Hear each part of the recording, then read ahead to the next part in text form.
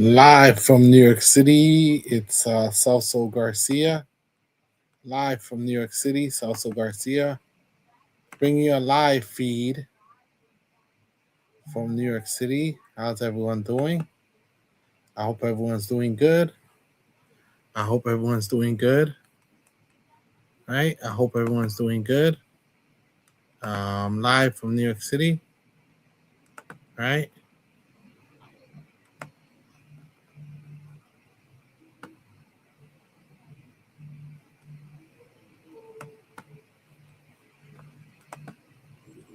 I hope everyone's doing excellent today. Right?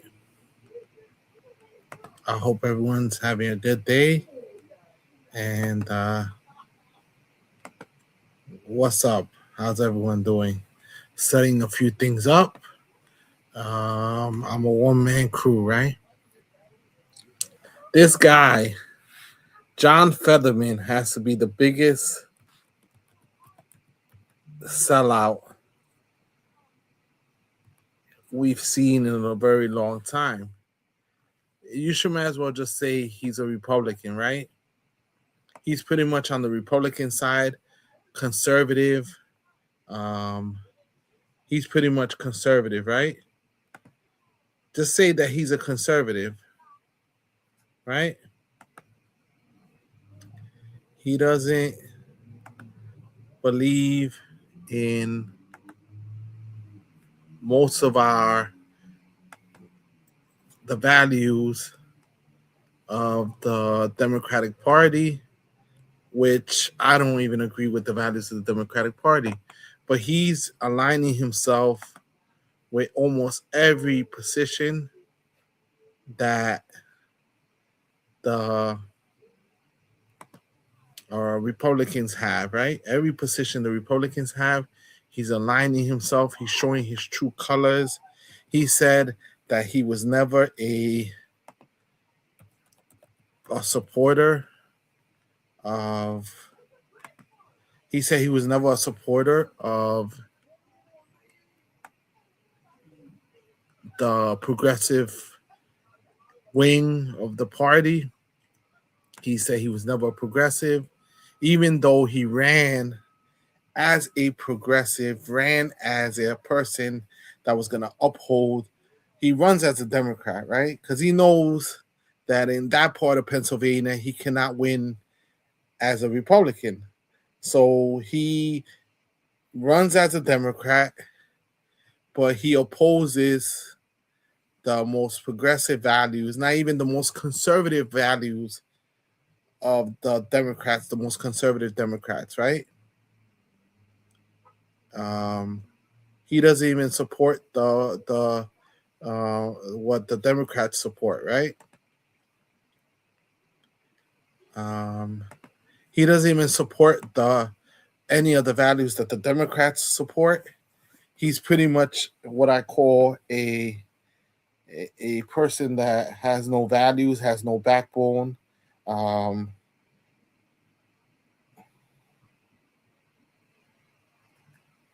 Has no backbone, right?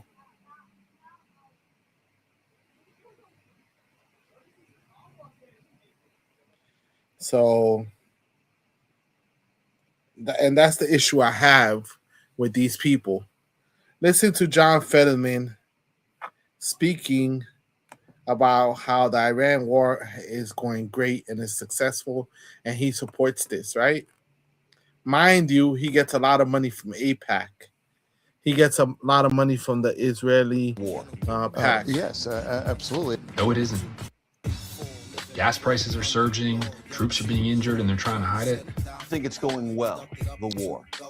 Yes. 11.3 billion just for 1 week. And just to replace the Ayatollah with the son of the Ayatollah? So that's pretty much John Fetterman for you, everyone. John Fetterman is a straight up sellout, right? Why are you a Democrat, though? And I don't say that being a wise guy. It's like John Fetterman, I don't think is a Democrat. He supports every single position of the Republicans, right? He supports every position of the Republicans. He says he's a Democrat, but we all know that's why I'm wearing the gray sweater, right? The John Fetterman look. The John Fetterman look. He's a straight up or has white supremacist tendencies. Even when Kamala Harris was running in Pennsylvania, he was like supporting the Republicans, right? He's not a friend of anyone. He's a friend of big money, right? He has aspirations of living large and having a moving beyond the Congress and having a job or career after Congress, right? And he says after he had the stroke that his mind was changed, his life was changed, and his point of views were changed. It's just that he's working undercover as a Republican, right? He's like more aligned with a Republican than he is with the Democrats overall, right? He's aligned. And even though he denies it, he is doing so much. He's even supporting Donald Trump's SAVE Act. He's supporting the war in Iran. He refused to say what was happening in Gaza was a genocide. He just straight up is against all the stances that the progressives have, and it says he's not a progressive, right? Let's listen to a little bit more what he says. You support Israel, and the progressives don't, generally speaking. You are for a very rigorous defense against Putin in Ukraine, correct? You want to stop him, right? Oh, yeah, of course. You're not a wild spender. You want to get the debt under control. So why are you Democrat? Your party is against you on all three of those issues. I really believe in calling balls and strikes, and I think I want to follow the truths. And why aren't you an independent then? Well, I mean, those are some independent thoughts, but overall, I mean, you have to pick one side, Republican, Democrat. That's always been my party. That has always been his party. How about he's a sellout, and he's even being called out by Republicans for having Republican point of views, right? They're even calling him out for having Republican point of views, even though he claims that he's a Democrat, right? He's one of these people that they call the blue dog Democrats, or a person that's a pragmatic Democrat, that he meets everyone in the middle, and he has these positions that are not even popular with anyone in possibly in the area that he represents in Pennsylvania. So what is this guy, John Fetterman? Who is he representing? Because obviously he's not representing the people in his area. He's not representing the Democratic Party. And if he's claiming to be a independent, he's doing a good job of hiding his independence. Bernie Sanders is an independent, right? Bernie Sanders is an independent. But I don't see him being an independent, right? I don't see him as an independent because he just isn't. He's not an independent. As much as he wants to say he is, he's not an independent as far as I'm concerned, right? And for him to speak strongly about the war in Iran and saying that it's going successfully, he must be on something, right? He must be on something. For him to come out and say that the war in Iran is successful, he has to be on something, because you can't just most people do not think that the war in Iran is successful. Most people cannot say that or are willing to take that position, right? Most people are not willing to say that and are not willing to take that position. But he is trying to take that position that is not popular with most people, and especially not popular with a Democrat. So why do the Democratic leaders not take away his committees, hold him accountable for his betrayal of everything Democratic? He's voted against a lot of stuff that Democrats have done.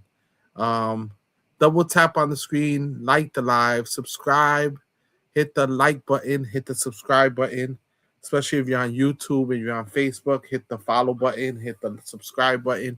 If you're on Twitch, Instagram, or Substack, hit the subscribe button. I will appreciate you hitting that subscribe button. Definitely. Let me share it out a little bit. Let me share out the program a little bit.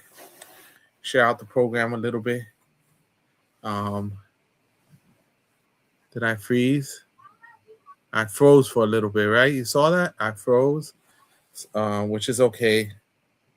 So share out the program, everyone. Share out the program. Let's keep it real. I want to keep it real because it's ridiculous that that we have these type of Democrats and they don't face any consequences. They don't face any consequences for taking the positions and the stances that they are taking, right? John Fetterman is straight up saying he doesn't care about the Democratic positions. He's not a Republican, but even Republicans are calling him out and saying, hey, we think you're a Republican because most of your positions are Republican positions, right? So most of your positions are Republican positions.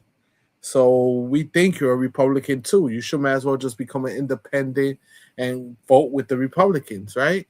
He didn't want to end funding for ICE or immigration.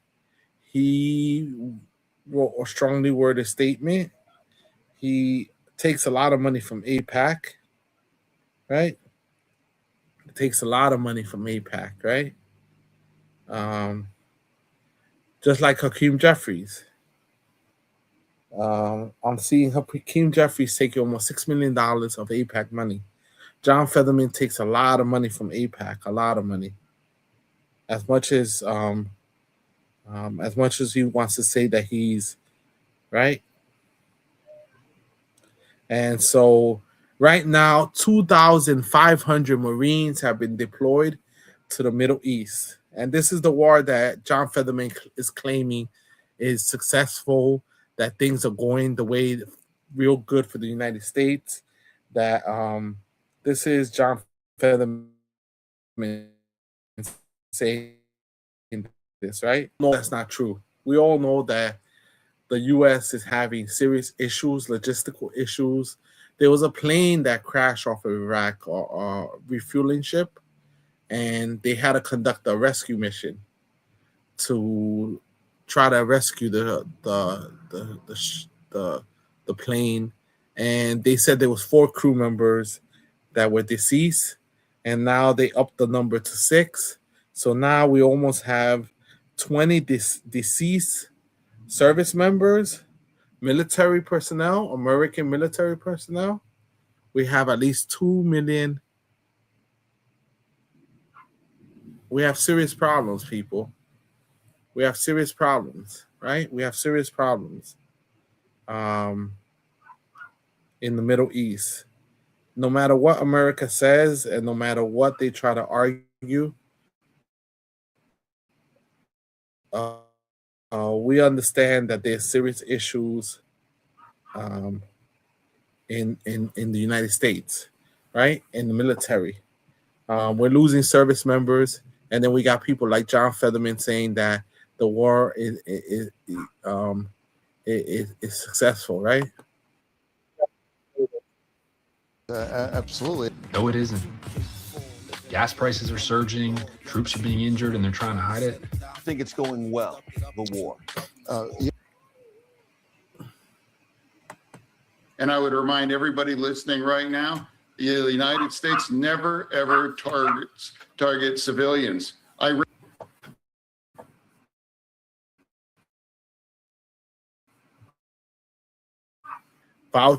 does, and including their own citizens, and they massacred that 35,000 of them just a couple of weeks ago.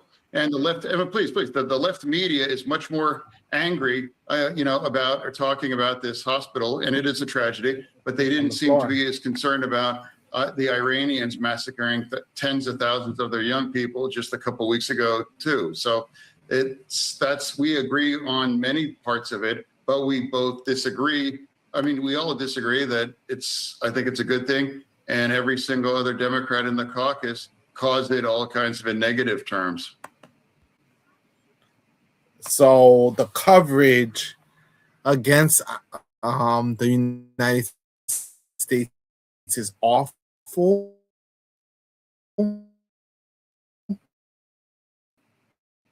He doesn't like the coverage, and how they're portraying the coverage in Iran, according to Fetterman. What's wrong with this guy? Everyone can see the disaster, the destruction, and what's happening in Iran, period.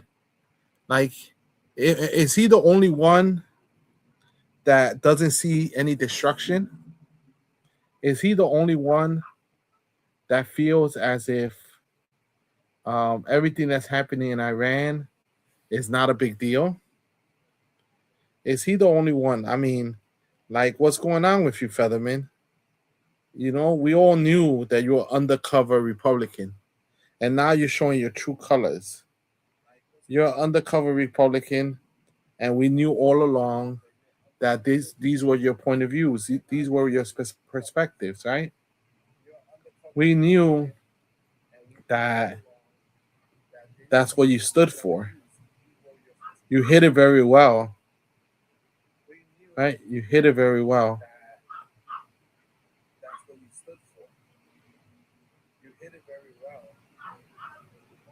But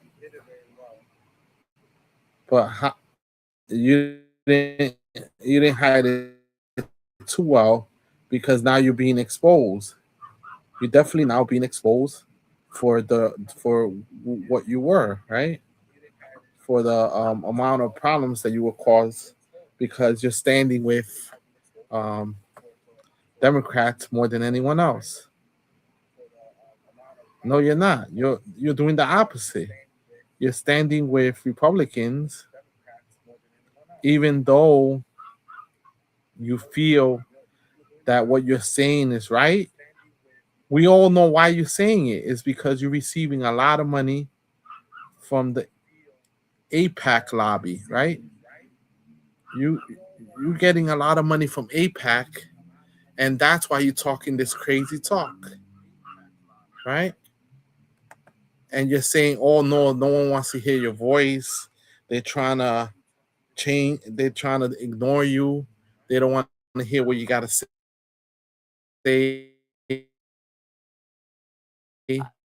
We did cover it. They said a lot about how internally people felt about the regime.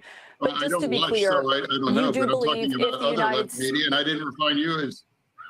I understand. I just wanted to make that clear to our viewers that we did cover that. But just to be clear, you do believe if the United States was responsible, that the Pentagon should acknowledge that they accidentally hit a girls' school. Yeah, I've said that. I said it seems that they've already acknowledging all those things. I think largely that letter, it was rendered moot at this point after that's already come out. Now the Pentagon has agreed that they were behind that.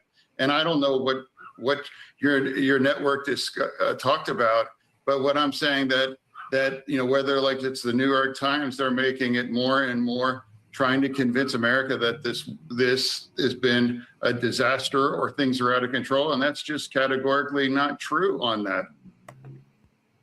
Wow.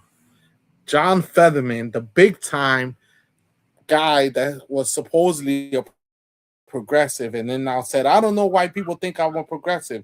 I was never a progressive. Why do you people think I was a progressive? I never said I was a progressive. I had a medical emergency, and now as a result of that medical emergency, I became a conservative. And not beyond a conservative, I'm going to toe the line of everything that Donald Trump is saying. And it makes me wonder if John Fetterman is a plant. He was planted there by the Israeli lobby to do the bidding for the Israeli government and to do the bidding for Donald Trump, right? Because there's no explanation for him to say that the Iran war is going successfully, that the Iran war is a good thing, and that the media is not covering it correctly by saying that it's a disaster. He says it's not a disaster, and the media is overblowing the fact that it's a disaster, right? They're overblowing it, exaggerating, when we have almost 20 service members that probably more service members that might not be alive, right? We lost 6 today, right? When the Iraq refueling plane crashed, American plane that crashed in Iraq, right? We lost 6. We lost 8 last week that we know of. That's already 14. And there's some that are critically injured in critical condition. And would they share with us if any of them pass? Would they be open to admitting that we're losing Americans? Would they be open, and would they be honest? Would they be forthright? Would they be 100% telling us the truth when they haven't told us the truth so far? They haven't told us the truth. They've kept their secret from us. The exact tally, the exact amount of people that are injured, they pretty much kept us in the dark. And Fetterman is saying it's successful.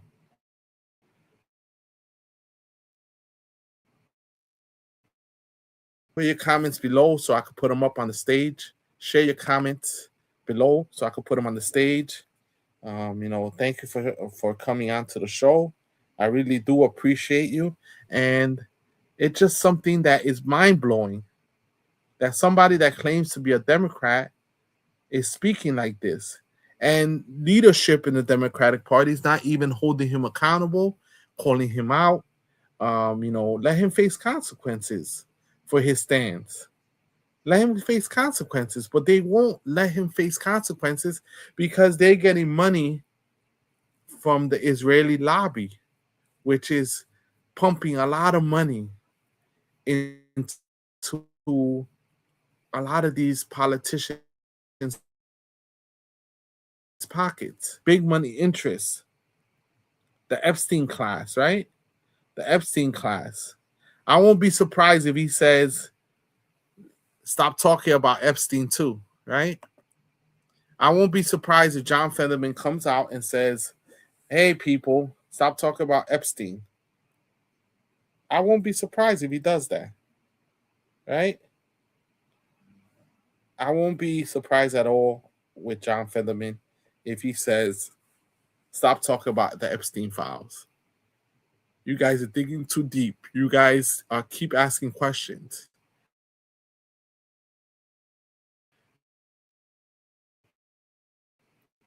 People stop girls that were that were destroyed in Iran, right? The school building, right? Stop asking about it. Everything's going good according to John Fetterman, and we're blowing it out of proportion, and we're making it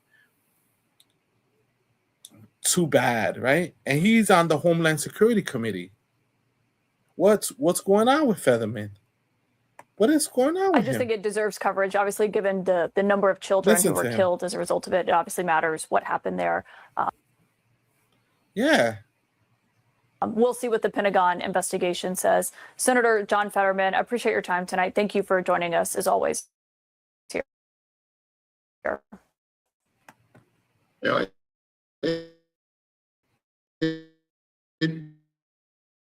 yes. Off. They cut his feed because his interview was horrible. He's saying it's okay for the U.S. to, I mean, the report came out, and said that it was, most chances are, a Tomahawk missile fired from the U.S. His response is, the U.S. doesn't do this. Only Iran does this.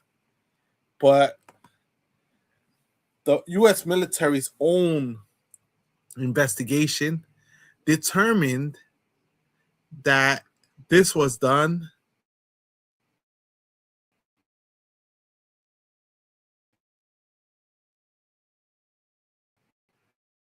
by, and so why not just admit, hey, you know what? Maybe my info was wrong. But then when it comes to the SAVE Act, listen to his Do you response. have time for a quick question on the Save America Act? No, I mean, I've been very front and center on it. I'm not sure what the agenda is. Now, if they have a serious conversation, let's just provide basic ID to vote. You know, like somebody that could support that. Okay, and what is it about the current legislation that you have a problem with? Because you did support it before. Because it has no chance of passing. Okay. So, like, put up something that has a chance to maybe even pass, unless you just want an empty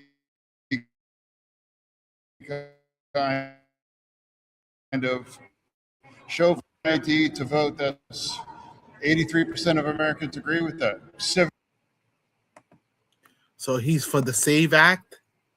71% of Democrats do. Make sure that you want to know who people are voting. Regular ID, you know. What's going on with this guy? That's something I might get behind, not all the other things. So if you want to show vote, you'll get it. What's going on, Featherman? You're supporting everything that the Republicans support. You're like behind them. You're like, yeah, rah, rah, rah. Republicans, I love you. You know, Donald Trump, I love you. Donald Trump, I'll kiss your butt. And I'm a Democrat. Right? Where's the backbone and where's the leadership in the Democratic Party that's holding people like this accountable? You support the war in Iran. Most of your party does not. Do you think it's been a success so far? Well, I would just like to remind everybody watching that every single Democratic presidential candidate always identified that Iran is a. So he's saying every Democratic Party candidate has identified Iran as a threat, and that every presidential candidate top security issue.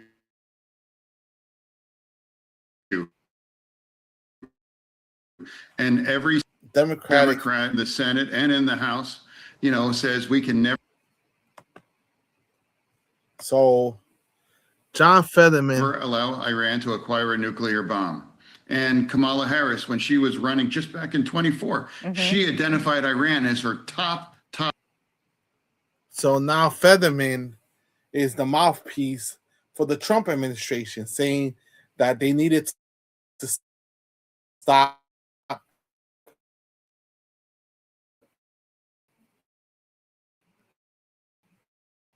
them even harder.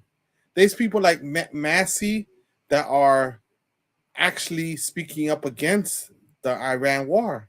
And we got this guy that says, I'm a Democrat, but I'm for the war in Iran. I'm for the SAVE Act. I'm for funding ICE. What else are you going to say? What else are you going to say? You were also for against the government shutdown. You spoke out hard against the government shutdown, against holding Donald Trump accountable, against subpoenaing a subpoena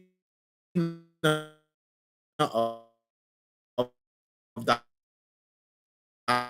Donald Trump or of Kristi Noem. You were against this. How can you claim to be a Democrat when you are the mouthpiece for the Republicans? You're pushing harder than the Republicans are even pushing for the everything else. You're pushing harder than even the Republicans. There's even Republicans saying that they're against the war, but yet you're still here speaking out. International concern. And now she, of course. So now he's citing Kamala Harris as his source, right? Kamala Harris said Iran to acquire nuclear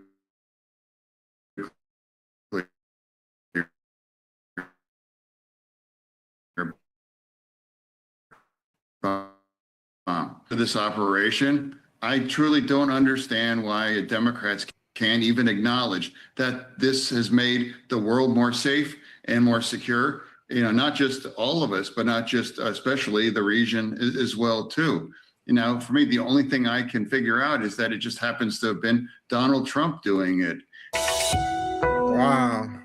So You support is because Donald Trump did it. That's why you guys are against it. That's why you guys are speaking out against it, because Donald Trump did it. Leave Donald Trump alone. Stop picking on this man. And I would remind everybody listening right now, the United States never, ever. It's like, why? Why, Featherman? Why? What are your tendencies? Where did they get this guy from? This guy needs to be voted out. This guy needs to be pushed out. He doesn't need to be in Congress. He's out of control.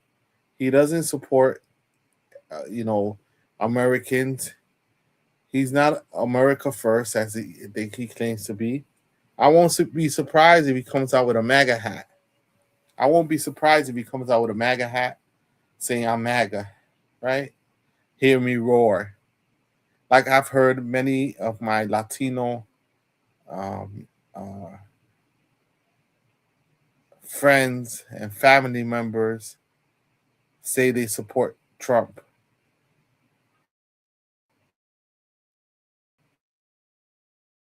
And they think this is going to be in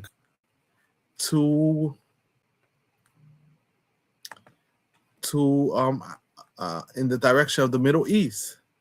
2,500 right? Can you believe it? 2,500, right?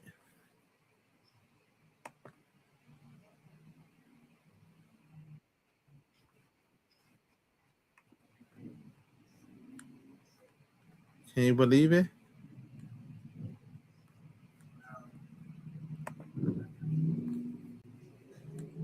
Can you believe what they're saying, right?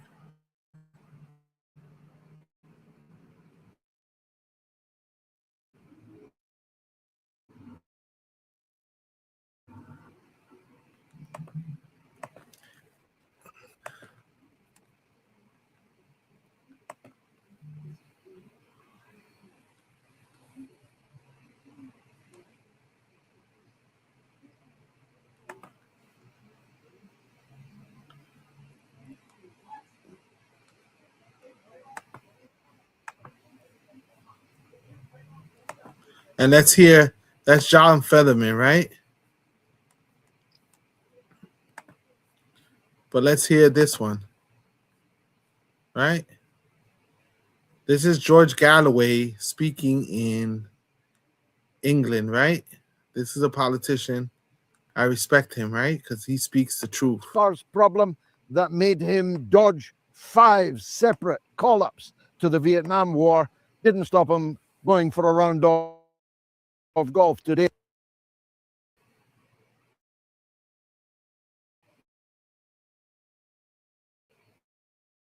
A round of golf today, whilst the world is ill as a result of decisions that he made based, he said, on his feelings. Well, Lindsey Graham is beaming broadly, and I mean in the sense of his mouth, not anything else. Lindsey Graham is practically running this war for Donald Trump, and he says they're going to blow the Iranian people away over the next 2 weeks. Yet the New York Times this very evening is reporting that Trump has changed his mind and may well be about to declare victory and call off the war. The casualty figures of the American army laughably suppressed to 6, and they were received with dignity by the families and the military brass and, well, the other brass, Melania, and Donald Trump dressed like a Sopranos underboss with a white baseball cap, which he didn't. We need politicians like this in America. We need politicians like this that call out the truth and let them know what is happening, that don't hold back, don't have hair in their tongue.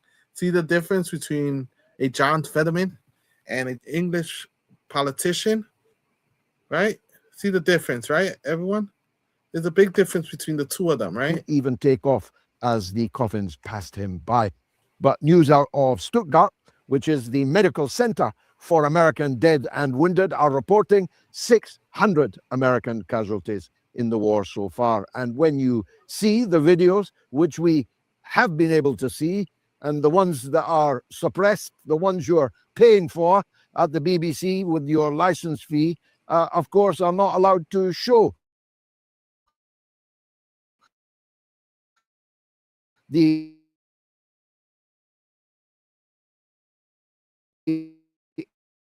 impact of Iranian missiles. George Galloway from England is clear enough. They are now landing without any kind of intercession. They are now hitting Israel at will. And this is an entire sea change from both the 12-day war and from the expectation, which must have been prevalent when they launched their war just over a week ago. Donald Trump, despite his bone spurs problem that made him dodge 5 separate call-ups to the Vietnam War, didn't stop him going for a round of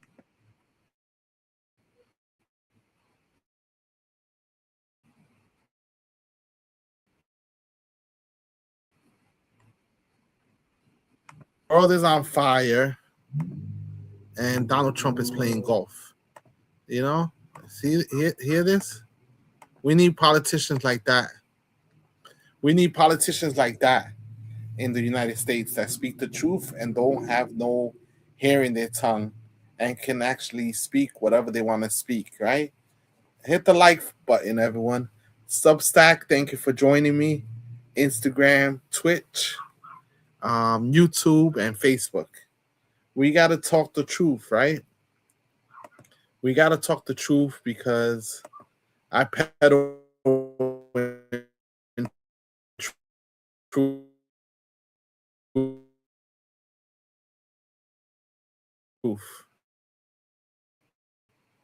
I don't put prize, I don't get banned. Not yet, right? Let's listen to Featherman again.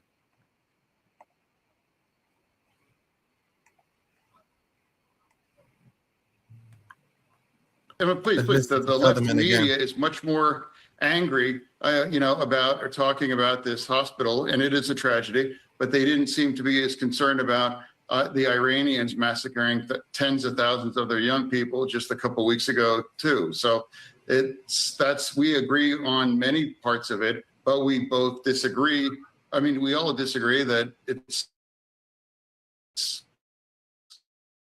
I think it's a good thing cause it all. Wow. Featherman is out of control, and he's speaking totally different. We need new politicians in America, people that are going to call out and speak out for the truth. I mean, we need change here. We need serious change. We need a lot of these people out. And I don't know if it's the whole setup on how people can run for office.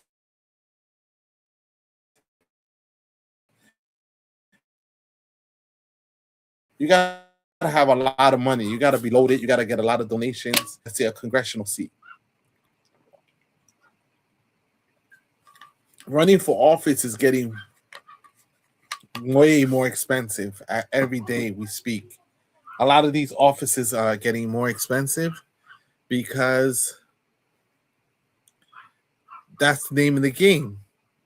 You got to have money for people to listen to you. You got to have money for you to have a voice, right? That's just a reality of the system that we're living in, where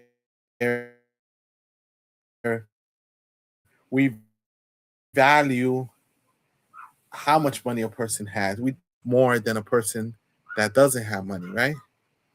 That's just a reality. That's just the way we look at the system, and that's just the way we look at people, right?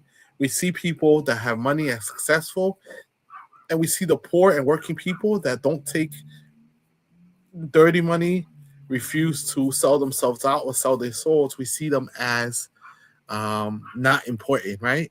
We got to humble ourselves again and remember that every human life is valuable, even wherever you are, wherever in the world you are.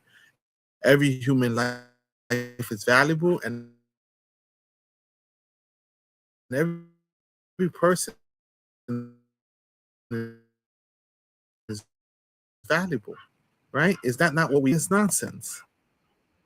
Kinds of in negative terms. We did cover the protests in Iran extensively here at CNN. Obviously, they said a lot about how internally people felt about the regime. But I just don't to be watch, clear, so I don't know, you do but I'm believe talking if about the other United left States... media, and I didn't refine you as... I understand. I just wanted to make that clear Yeah, I mean, they make it clear that they did cover they're covering all sides, or at least they're trying to be our viewers that we did cover that. But just to be clear, you do believe if the United States was responsible, that the Pentagon should acknowledge that they accidentally hit a girl school. He's said that. I said, I think largely that letter... They haven't acknowledged it. It was just an investigation. And now, instead of acknowledging it, they're pretty much saying they're going to conduct an investigation. And they're also going to... Hegseth also ordered the investigation of the all-girls school, right? He wants also an investigation of the actual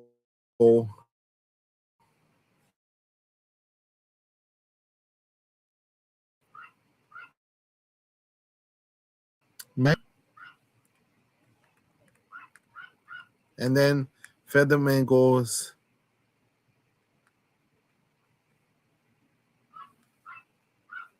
then he goes, Hey there, Senator. How you doing? I was wondering what you made of the Department of War's sinking of an Iranian naval ship today. Oh, I want to offer condolences to your boss. I know he's all broke up about the Ayatollah. Was, you know, who's our boss? What? Who's our boss? Huh? You're offering your condolences to my boss. Yeah. No. What I'm saying though, it's like I know who you work for. It's very anti-Israel. And we just reported military in he's sir. very anti-Israel, and I'm very pro-Israel. So. Oh wow! So he's saying that pretty much Iran he's all for it. He supports it 100% no matter what is done. and he's pro-Israel, he's gonna allow whatever Israel decides to do. He's all for it. He doesn't care. He's all for Israel doing whatever they want in the Middle East. We can agree and Can you disagree. believe it? Sure. Do you think it's okay for the U.S. to bomb an Iranian naval ship in international waters? I think the world's better that he's dead now, and I think it's a good thing now that Iran will never acquire a nuclear bomb. What about the naval ship today, though? Which else is that? And if Oh man, he's out of control. Everyone, he's out of control. if they think He's out of control.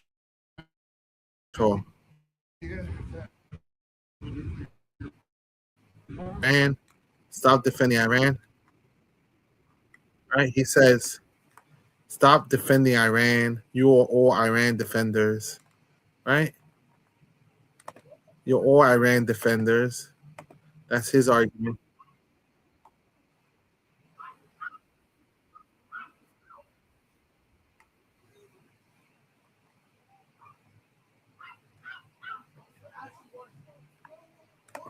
Crazy.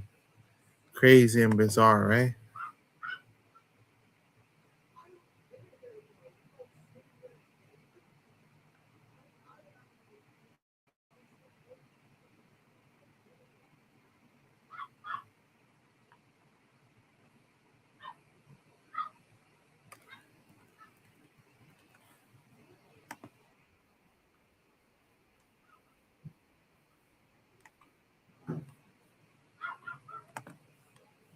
So he's saying that we're disagreeing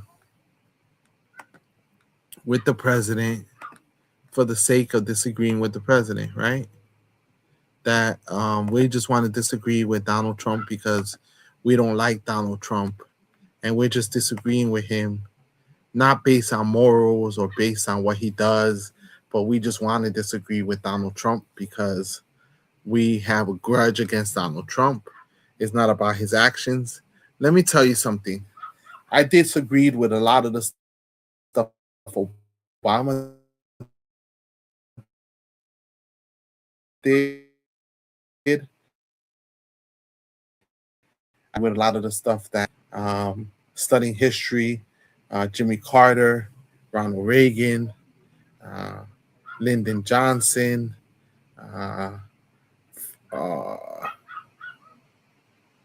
many other presidents, Hoover, the list goes on, right? The list goes on, right? The list goes on. The amount of listeners,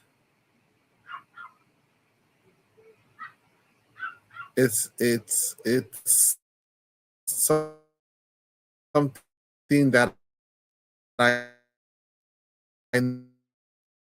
normally do. I disagree with people when I disagree with what party you represent. If I don't agree with you, I don't agree with you. I'm one of those Americans that's an independent, right? The majority of Americans are either independent or third party, or they don't vote at all, right? So that's just a reality. So we're getting cruddy leadership. We're getting cruddy leadership in the United States, right? Listen to this guy. On really anything. This point.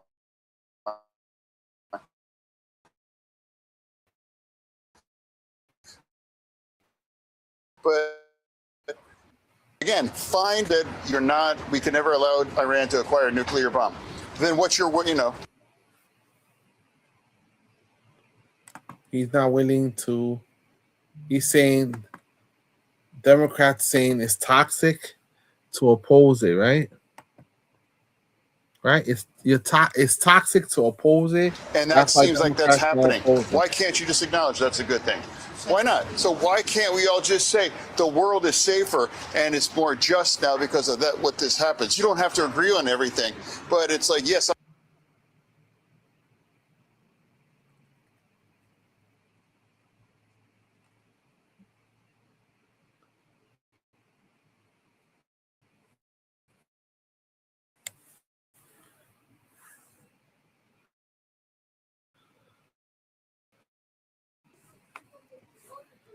Can you believe it?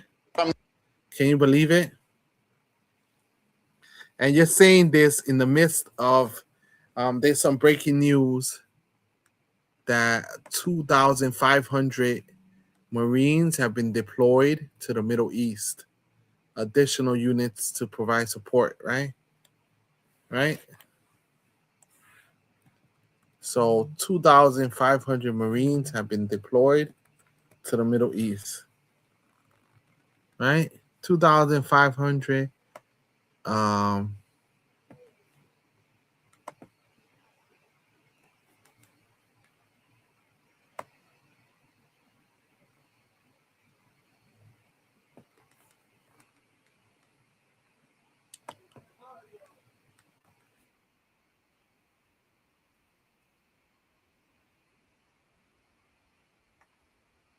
Isn't that crazy? 2,500 Marines have been deployed to the Middle East, right? Additional 2,500 service members have been deployed to the Middle East.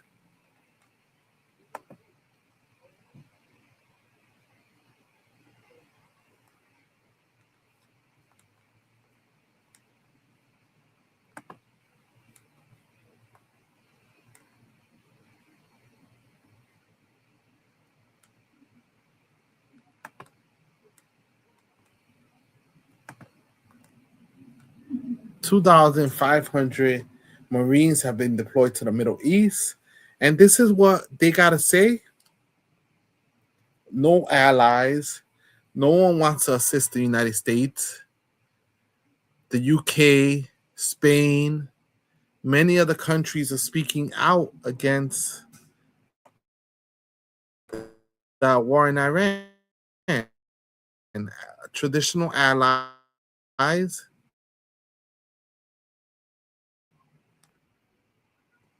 The only Democrat base to just say, you know what, this was overall a good thing. You don't have to agree on everything. So I'm going to be honest. So, like, why can't you just acknowledge that one of the most evil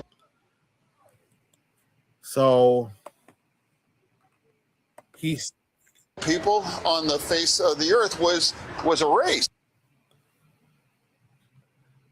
What about now? What do you got to say now, Featherman? Now that there's 2,500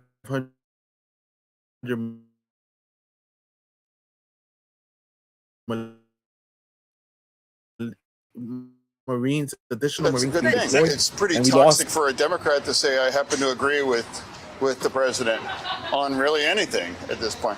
But again, find someone that opposes this, saying they've all said we can never allow Iran to acquire a nuclear bomb. Then what's your, and that seems like that's happening. Why can't you just acknowledge that's a good thing? So why can't you acknowledge that that's a good thing that we're in war?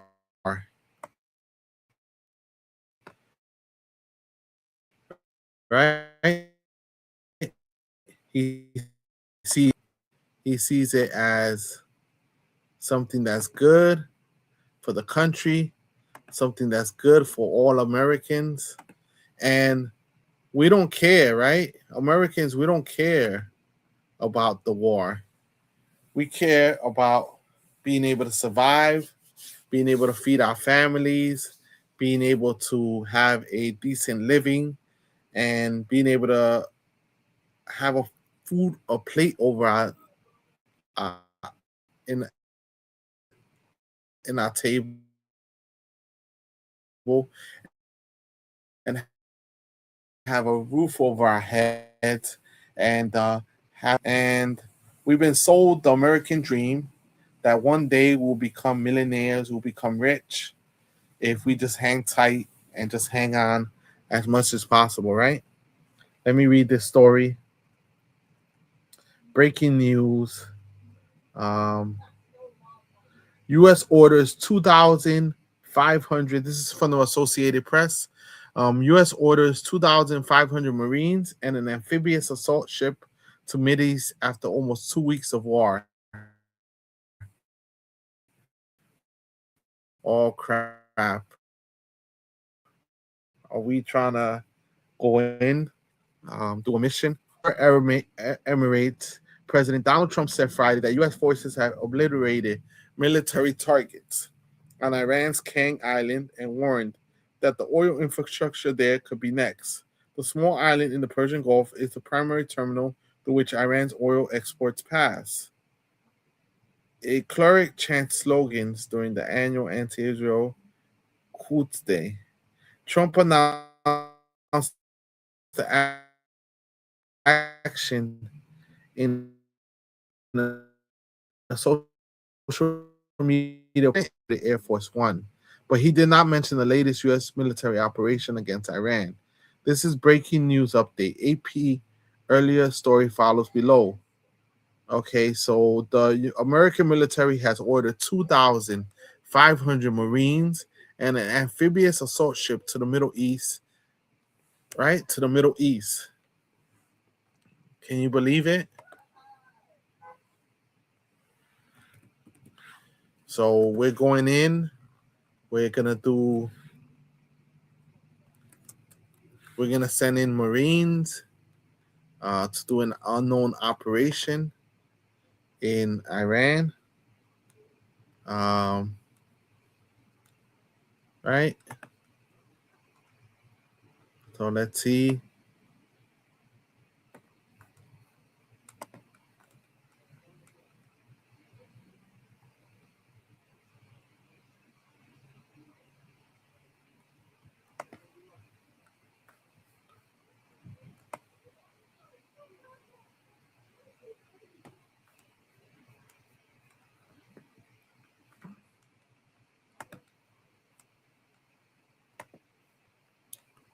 Let me share this.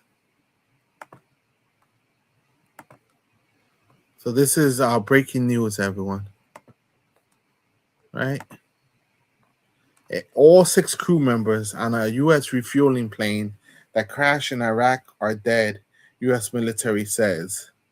So they said 4, and now they upped the number to 6.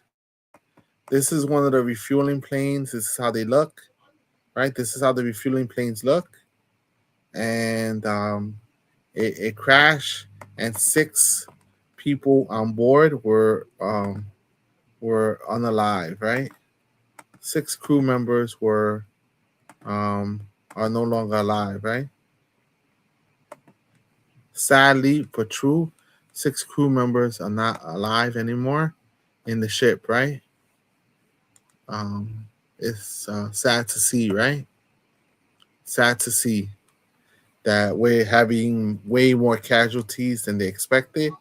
They thought it was going to be a quick thing, and it didn't happen that way, right?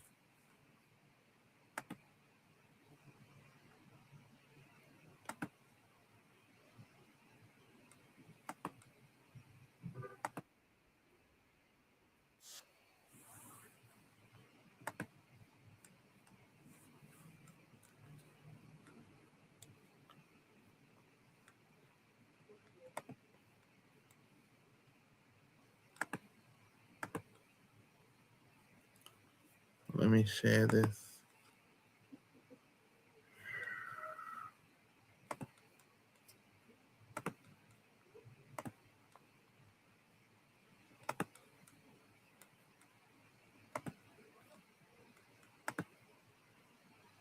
This is the United States response.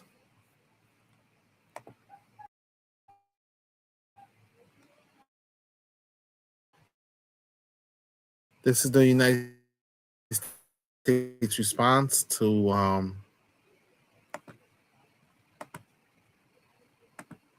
this is the United States response to the bombing of the school. Instead, they launch an investigation into the lawyers and to the people in right.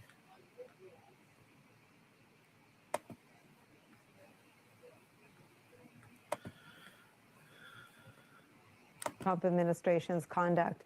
at a time of war. In a video posted this week, Hegseth ordered a complete overhaul of how the military's lawyers in uniform, known as JAG officers, and their civilian counterparts are organized. Hegseth claimed that the review is part of an effort to, quote, reduce waste. But The Atlantic reports this, quote, his plans have alarmed many current and former military lawyers who see the bureaucratic justification. Because what happens is that they do reviews of any legal things that they do, and to make sure that that any actions they take comply with international law and comply with national laws, that they're not breaking any rules or any laws when they're conducting military operations, right? So they have a whole team, and so basically they ordered investigation, but a lot they've been leaving anyway because they don't want to be linked directly to a possible fallout if there's more As cover for what they suspect Hegseth really wants to do, reduce the ranks of lawyers, purge internal dissent, and eliminate guardrails designed to restrict the military from carrying out legally dubious orders. I want to bring in staff writer for The Atlantic, Missy Ryan, who's bylined on that reporting. Also joining us, Margaret Donovan. She served as a captain in the Army, serving in the 101st. So pretty much it's worrying people. The experts are worried about Hegseth that put the guardrails on the military and write reports and write legal briefs and legal opinions as to what they can do and what they can't do, how they could comply with international law, how they can, comply with national law, and make sure that they follow the rules of engagement and the rules of combat that have been set out by many different treaties and different laws that have been set by the international community. So he's basically saying against what we're doing. And obviously, Donald Trump was upset about the report that was written within the Department of Defense, or the War Department now. He was upset about the report that said that a Tomahawk missile hit the old girls' school, and that got him more upset than anything else, right? The Tomahawk missile hitting the school, and the military review. Captain in the JAG Corps and is the former assistant U.S. attorney for the District of Connecticut. She's now a visiting lecturer at Yale Law. Let's hear what they got to say, right? Let's hear what the experts got to say about the impact of the purge of the legal scholars within the legal department, right, of the military. Everyone hit subscribe, like, share. Let's start with you, Missy Ryan, and just ask you to take us through the reporting.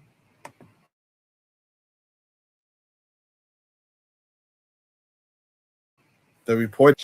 Sure. So Hegseth, whistleblowers, as you said, released this video where he talks about a big reform to the JAG Corps.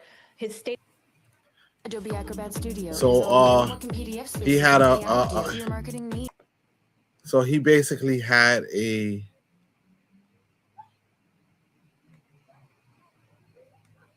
right. So they're exposing the disbanding of the guardrails that the military has against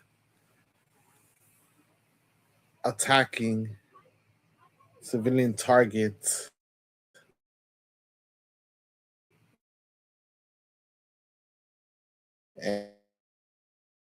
and the report they're hearing about. Period, right? They don't like the reports that they're hearing, and them trying to not go along, right, with the I know this video is old.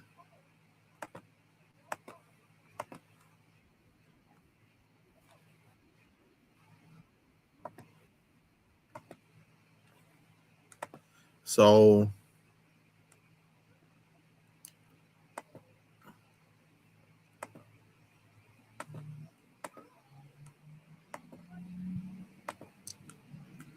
this is guy on the internet that's going viral for his videos about the war. A lot of people are talking about him. And so Dr. Jong, let's see what he has to say about the cost of this war, how much it's costing in the United States, right?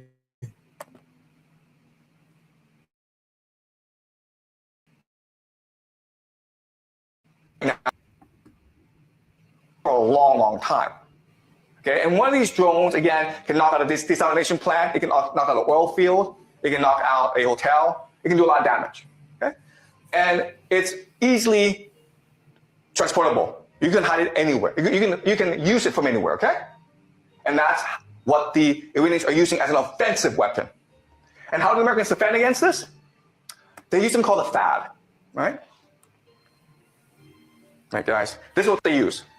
THAAD. THAAD stands for Thermal High Altitude Air Defense. And they also have the Patriot system. There's a lot. You know about the system is it's really expensive. This missile, guys, costs $1 million. $1 million. So there's this $50,000 drone coming your way, and you throw a $1 million missile at it, okay? And often these missiles miss, so you have to throw 2 or 3 missiles at it, okay? So you're spending $2 to $3 million on each $50,000 that the Iranians spend. So we're pretty much depleting our missile defenses, and we're running out of missiles according to this expert. That's kind of silly. Missiles, right? We can't keep it up. It's not sustainable, according to him, right? It's not sustainable to keep shooting missiles at the problem, right? And they have cheap drones that cost way less money, but we keep shooting missiles at these drones, right? And so we're going to lose in the end of the day. We're going to lose a lot of money as a result of this. Featherman got me pissed off, right? Featherman. And then this is another person that got me pissed off. Another person that got me pissed off. Right? Another person that got me pissed off.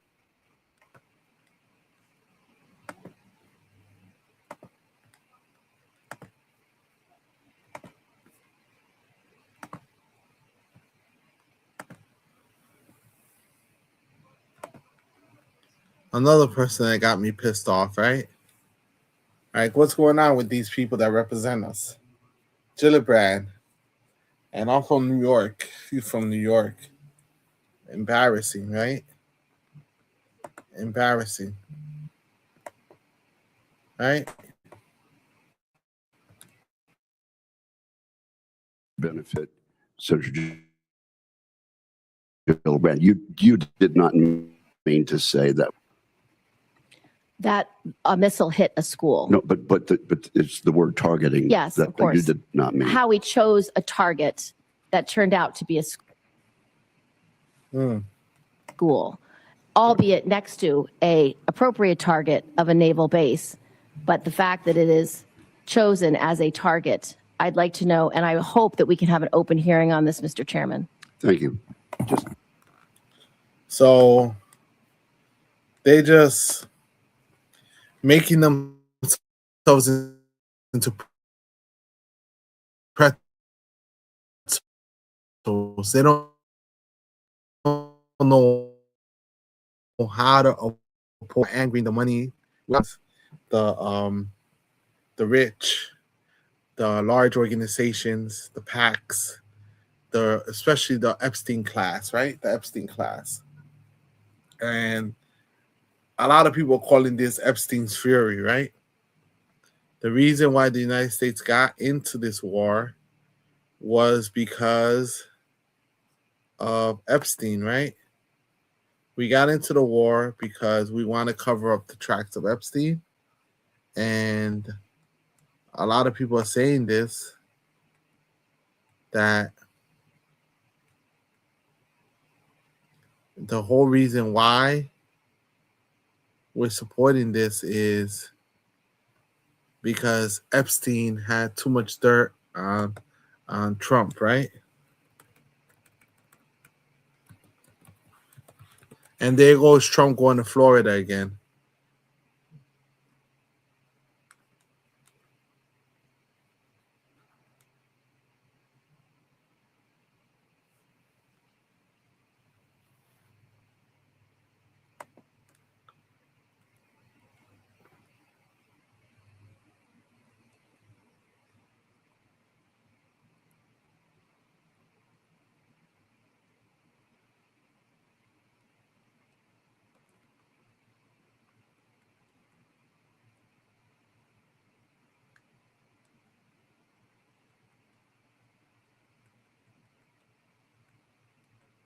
Can you believe that a lot of the Epstein stuff is crazy, right?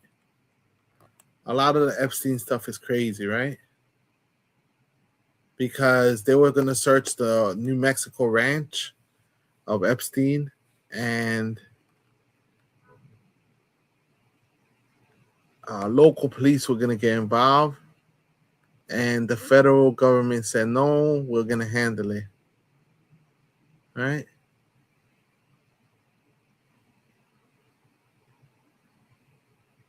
Right? So, I mean, what do you think, everyone?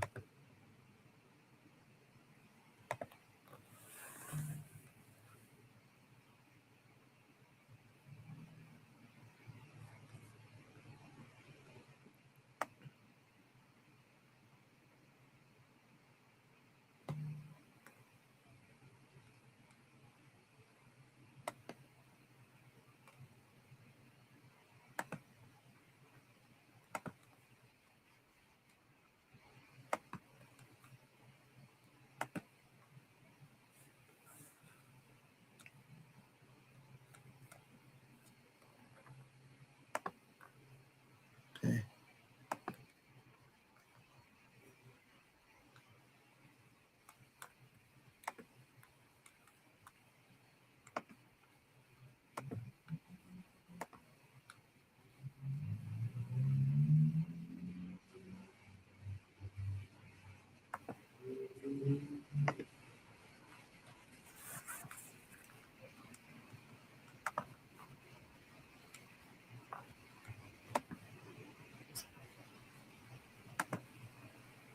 That the car contained explosives. We're going to have more on both of these stories coming up.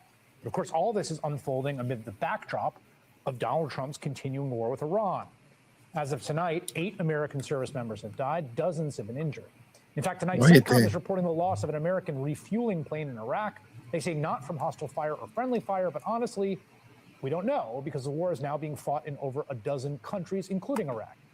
And officials throughout the region are reporting their mounting death toll. As it stands, more than 1,300 Iranian civilians are dead. 17,000 more injured. There's millions who've been displaced. Nearly 7. The destruction is getting worse, right? The destruction is getting worse and worse, and no one wants to admit to it. Everyone is just relaxed and chilled about it. They don't want to admit that it's something that it's happening, right? Israel continues its incursion and strikes what it says are Hezbollah fighters there. 15 people have died inside Israel. Is this There have been at least sustainable? 70 other casualties throughout the various Gulf states. At this point, nearly 2 weeks in, it is It's like nonstop blizzard or back and forth missiles and drones and destruction, utter destruction. And it doesn't seem like both sides are willing to back down. We're going to have Marines deployed, 2,000 Marines deployed in the Middle East, on top of all the other soldiers that are deployed already. It seems like we're just dumping more and more resources into this. And at this point, I don't see an exit strategy. I don't think Donald Trump is backing down. I don't think the Ayatollah is backing down. and gets clearer by the day. The White House has no plan. And honestly, quite possibly, it appears, again, didn't really bother to think about the potential consequences. Today, the Strait of Hormuz remains effectively shut. And oil is going to skyrocket next week, right? Oil is going to skyrocket next week. The ships bombarded and on fire in the Strait of Hormuz, in Iraq, in the port. And we got these knuckleheads like Featherman talking about, oh, this is justified and we should be happy and we should be rallying behind the president because he did a good thing, right? Like, come on. Come on, people. Wake up. Hit the follow button, everyone. Hit the like button. I appreciate non-Iranian you. ships, with Iran firing on oil tankers that try to make the journey through the very narrow strait that 20% of all global oil traffic goes through. Going through that very dangerous channel right now is something that Donald Trump says they should just do anyway. Just suck it up and go through.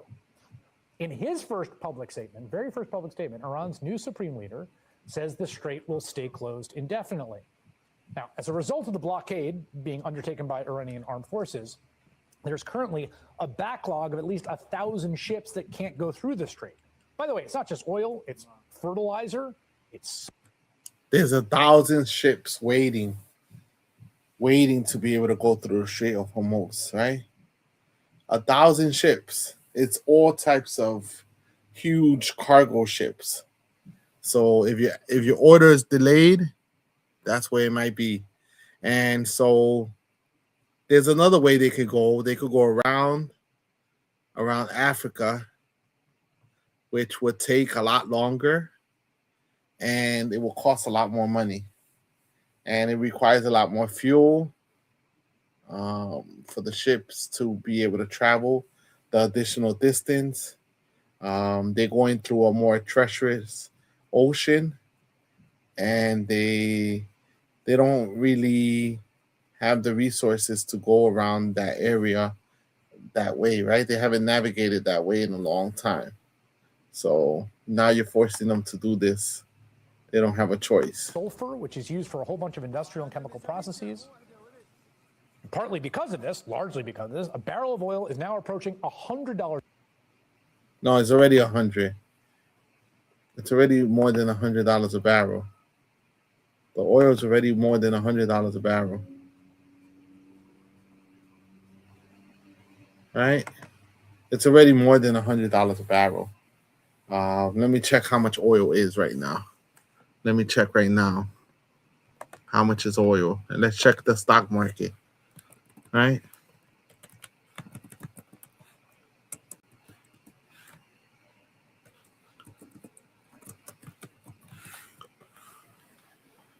Okay. Let's see.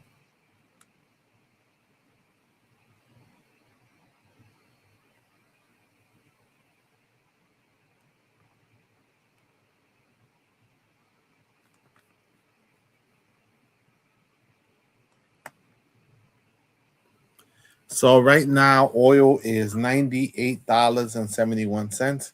U.S. oil is $98.71. It's up 3.11% today. Only 3%. The low was 92. So the day started out at 92 and it's at $99.32. So we're about almost $100 a barrel, right?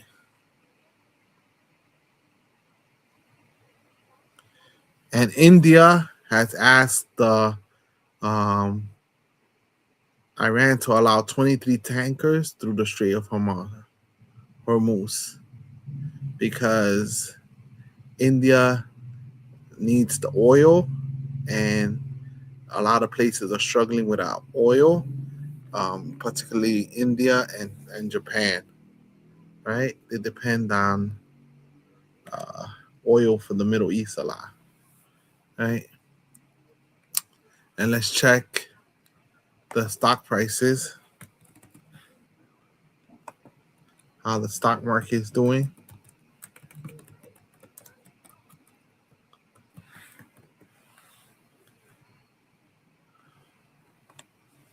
So S&P 500 falls to new low for the year on Iran oil crisis, post third straight losing week.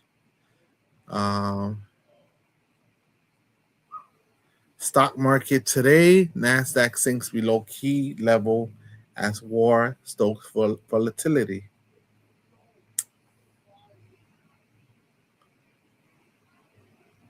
So let's see.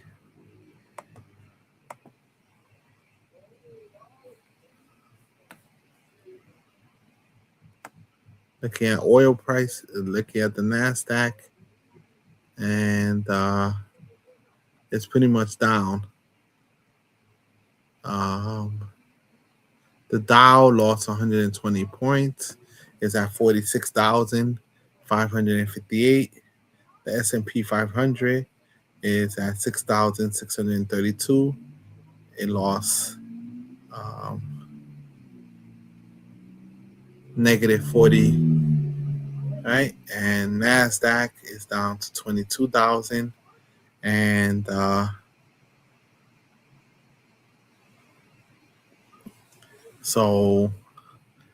and the mortgage rates have climbed up to 6.11% as Iran roars markets. So now a lot of people are going to sit on their homes. They're not going to sell them because it's extremely expensive to buy a home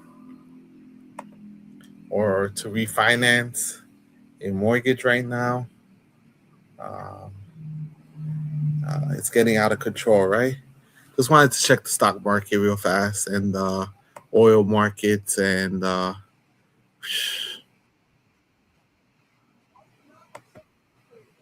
this is the worst part, right?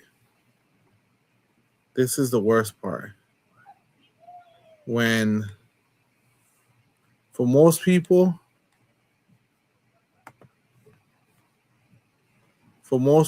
it's the diesel, right? Because the diesel is what the trucks use, right? So if it's costing more to ship stuff, they're gonna pass it on to the consumer. I see right here. Right now it's let me see.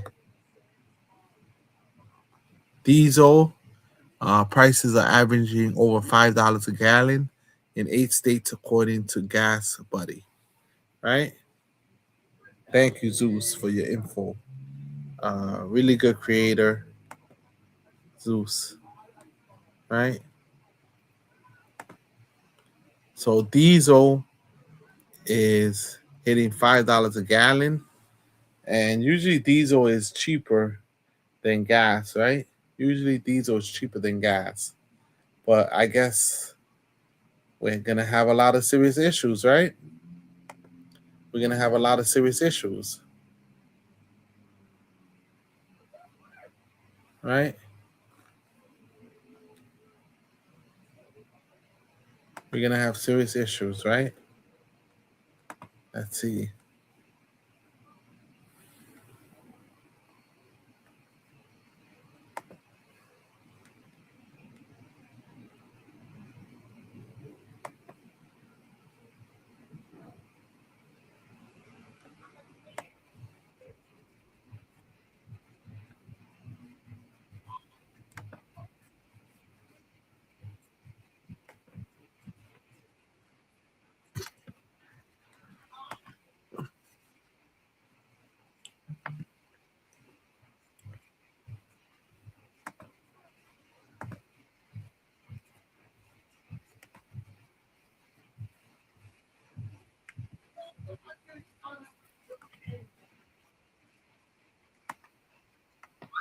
massive strikes by Israel, and this time it includes medical staff.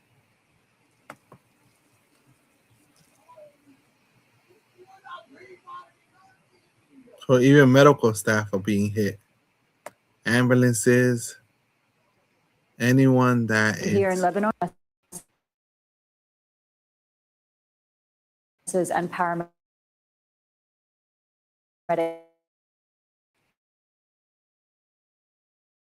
who were in that operations at that site are still ongoing. ongoing, right? Also in southern Lebanon, where we did. But in the last couple of days, we've had medical staff, paramedics of the. So the Red Cross is a pattern.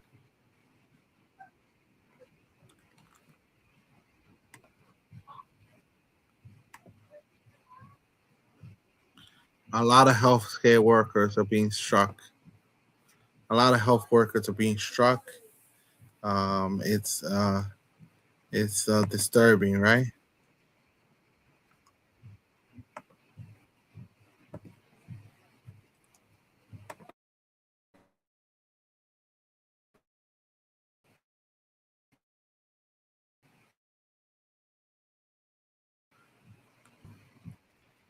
And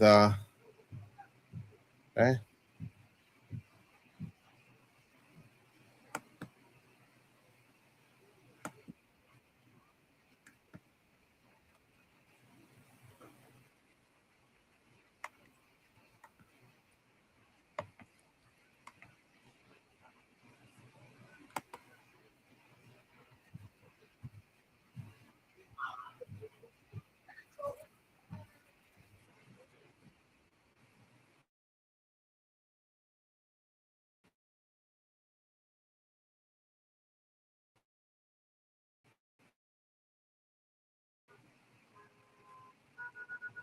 Criticize the United States because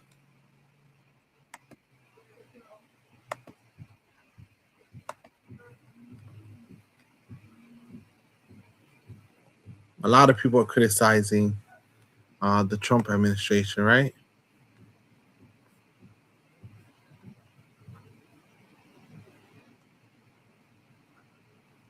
A lot of people are criticizing the Trump administration for their lack of foresight, for their lack of planning, for their inability to even care or show empathy towards the world and those parts of the world that are suffering more than the United States are suffering.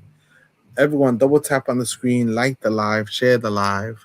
Make sure you subscribe to the channel, hit subscribe, hit the like button as we speak publicly and together about the topics that are affecting the world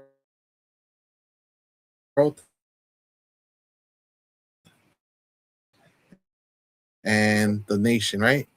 Of local. Let's do a little bit of local news, right?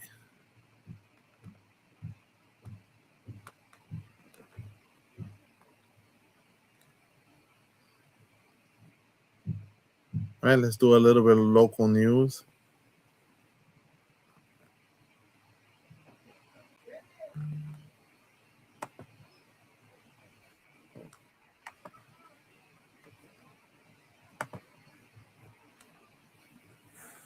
This is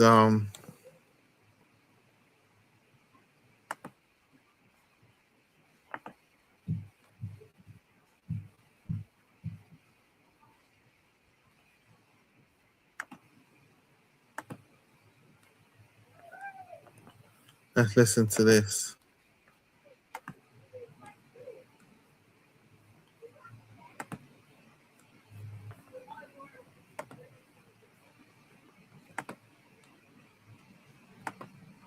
Let's listen to a town hall that Bernie Sanders is hosting.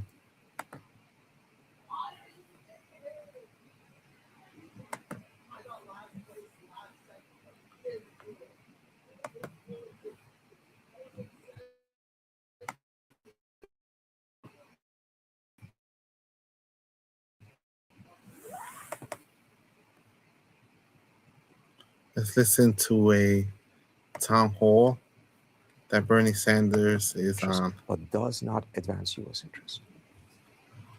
I think I agree with Trita, and I think for the Israelis, it doesn't matter. A weak state, it could be a failed state, it could be multiple states. We saw, for example, the Kurdish issue being discussed, having Kurds insurgents come into Iran from the western border, potentially weaken the central government, and have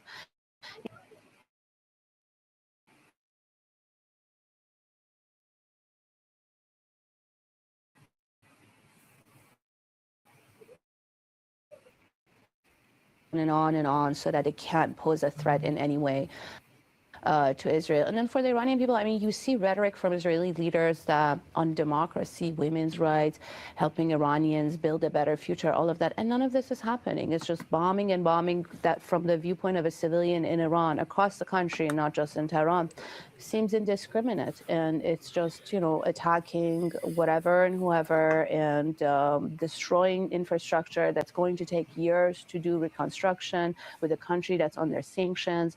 And I mean, this illusion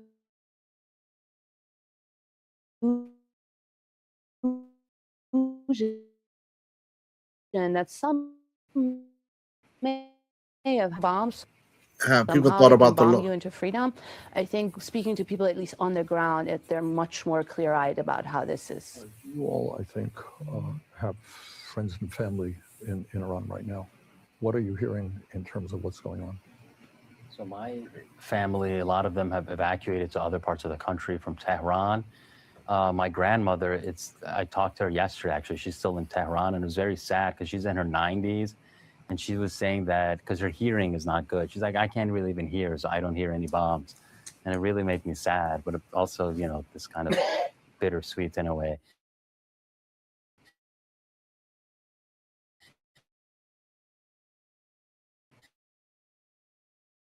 But my uncle, my cousin, terrifying. People are getting bombed. Another relative was driving on a street and bombs were coming down, and then they kind of got out at the last minute. They were going to jump in these sewer things, but they ducked behind something else, and their car got hit, and they took shrapnel to the face, and they're in the hospital right now. So there's all these mounting civilian tolls. I also have family, friends, people I speak to. A lot of them evacuated Tehran to other parts of the country, and also some have left Iran that could. You can leave through the land with Turkey, a border, and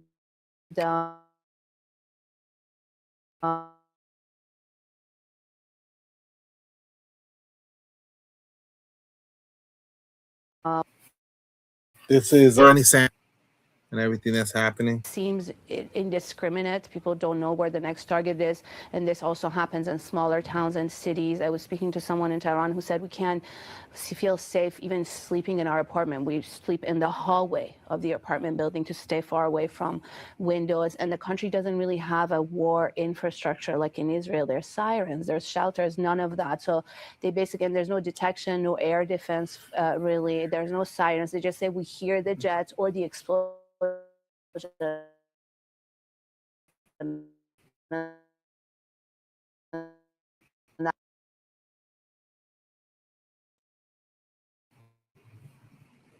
Sanders told me that now.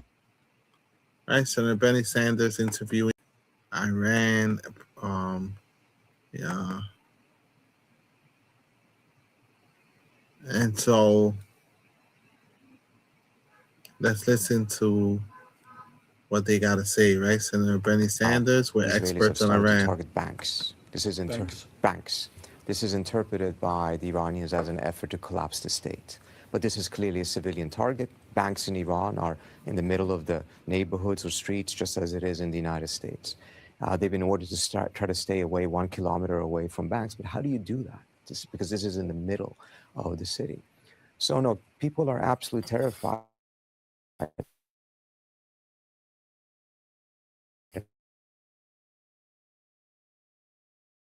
And I think particularly after the bombing of the refineries and oil plants. The banking system, What was the oil system. bombing of the refineries? They're trying to cause economic turmoil. And then you had rain come. That's the main thing. And the mixed with oil environmental for the next day or impact. So any idea, as Negar said, that these are freedom bombs, any idea that this is only targeting the repressive capabilities of the state in order to get rid of this specific theocracy. I think for a lot of people who are sitting in Iran and are facing the fact that they no longer can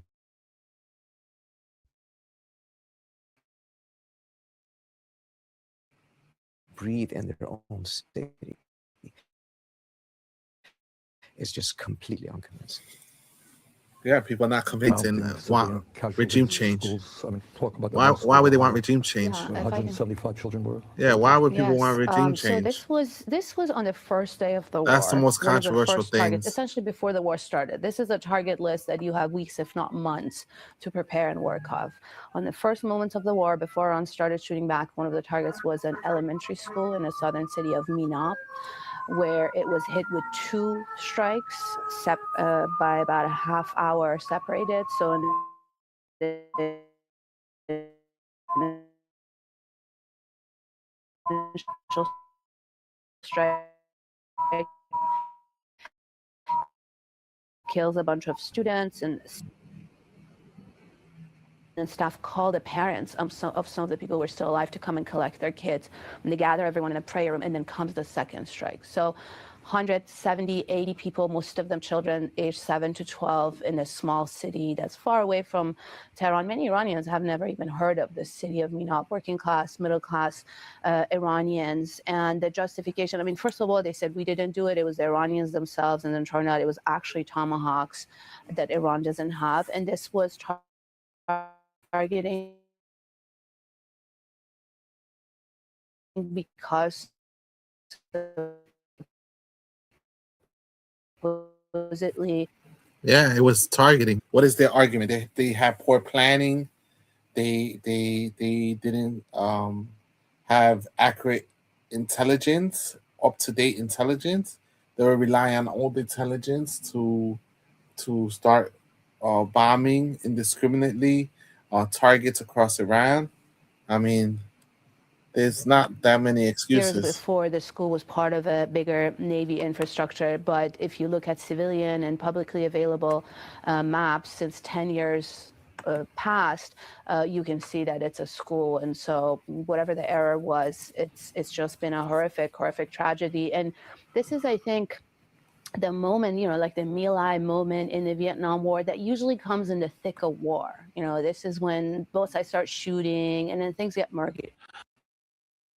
But to have this as the opening of a war that you claim is surgical, that's not against civilians, we thought when the U.S. enters a war with Israel, there would be some rules of engagement, some respect for international law, a little different type of fighting. But no, I mean, if you ask elementary schools in the city of Minab,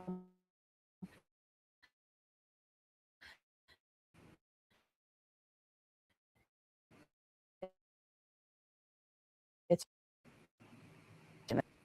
investigated as a war crime, and I just don't know how people can wrap their head around this. I think, and that is not the only school, as I understand, that has been bombed. And what about health facilities? Hospitals, schools have been damaged, different infrastructure, oil refineries, water desalination, and then just random, infrastructure that's either around a target or have been targeted. The reasoning is not really clear to people. Bang.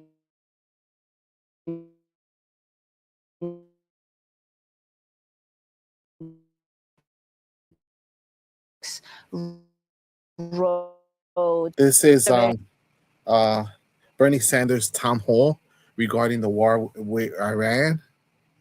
He's basically hosting a town hall. Historical sites, yeah. The Golistan Palace in Tehran has been damaged. Certain beautiful old palaces and mosques in Esfahan have been damaged. And they actually bombed the Esfahan governor's palace, which is right next to this famous square in Esfahan, which, the governor's house or office, I think it was. But, that is in itself a very questionable target. You're trying to, again, destroy the state. And the vibrations of that damage all these beautiful mosques and tile work dating back hundreds of years in this famous square in Isfahan. Are these Israeli planes or American planes or the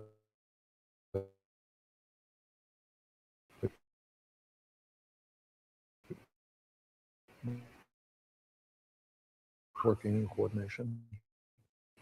The school So for them to be hitting civilian infrastructure shows that they're not organized, that they don't really have the capabilities or the intelligence to hit military targets, that they're indiscriminately letting them fly and hitting anything they can hit. And this was supposed to be something that was supposed to end right away, right? It was supposed to be a short type of or short war, according to Donald Trump. Have been American, of course. And Donald But Trump is in much of Florida. the rest, particularly Tehran, He's is very in Florida. highly used by the Israelis, and there seems to be an AI element involved, as it was in Gaza as well. So, for instance, there's a park in Tehran that is called Park Police Park. It has nothing to do with the police, but it's called Police Park. It was struck, and it appears Because that of the word police. because of the word police. It's just a park. It appears that these targets are identified by AI with no human oversight or verification as to whether they're actually legitimate or actually even serves any purpose. The Office of Civilian Protection in the Pentagon was also cut very short by this administration because So the legal framework, the legal teams were cut short so they could review what can be hit, what cannot be hit, who is compliance is doing, right? They've been doing it for a long time. They've been depleting anyone that's going to provide resistance in the Department of Justice and also in the military. So I don't know how many of people can keep putting excuses for this administration, but I want all the Trump supporters,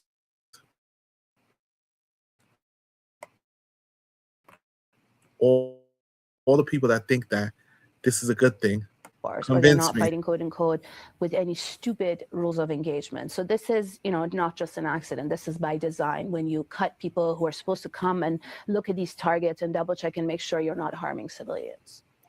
Well, I mean, again, as an American, what has disturbed me very much is what Trump is doing is completely undermining international law. Not only the Constitution of the United States, which says it is Congress that determines whether we go to war or not, but international law. Let's be clear.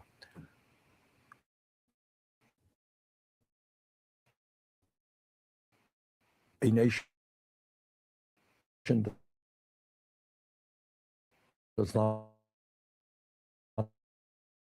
Just during World War II, provocation, after right? the atrocities, after all the atrocities that happened during World War II, we put these guardrails, we put these limits on a war that we stick by with and establish the United Nations, establish all these international norms so there won't be any free fall and like it was in World War II. And this is all falling apart now. It's not a threat. All right. That is a violation of international law. At the same time, you're saying you're made part of the leadership. And you do this, and I want you to tell me if I'm right or wrong here, in the midst of negotiations, which at least some people were saying we're making progress. So you're bombing, I'm negotiating with you, and then I kill you. Rather strange way to end the negotiation, but am I right, wrong here? It's the law of the jungle. Trump started this really in his General Soleimani, who was in Baghdad, who was killed at the Baghdad International Airport, apparently on the way to deliver some kind of diplomatic message to Saudi Arabia to negotiate the talks with Saudi Arabia. And now this is it's a Pandora's box that what Trump has opened that can have far-reaching ramifications. I think Gaza also greatly contributed to it, but it's going to end bad for us Americans as well. Well, I think it ends badly for the world. I mean, and you got know more about this stuff than I do.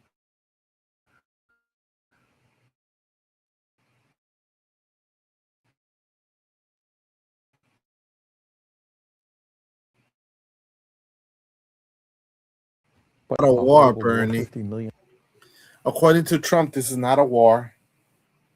This is a excursion, right? Right? A little vacation that we're taking, an excursion.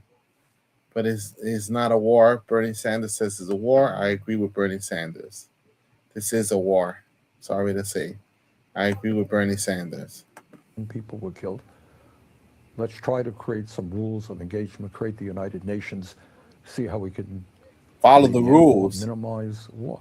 How about following the rules? The war of the jungle. So you tell me, if the United States can unilaterally, on its own, for its own reasons, with Israel, attack Iran, you tell me why. Give me the justification. If you're working for the State Department right now, if China were to invade Taiwan tomorrow, tell us why you think it's a bad idea. They don't have the right to do that. Can you make that case? The State Department will have no leg to stand on.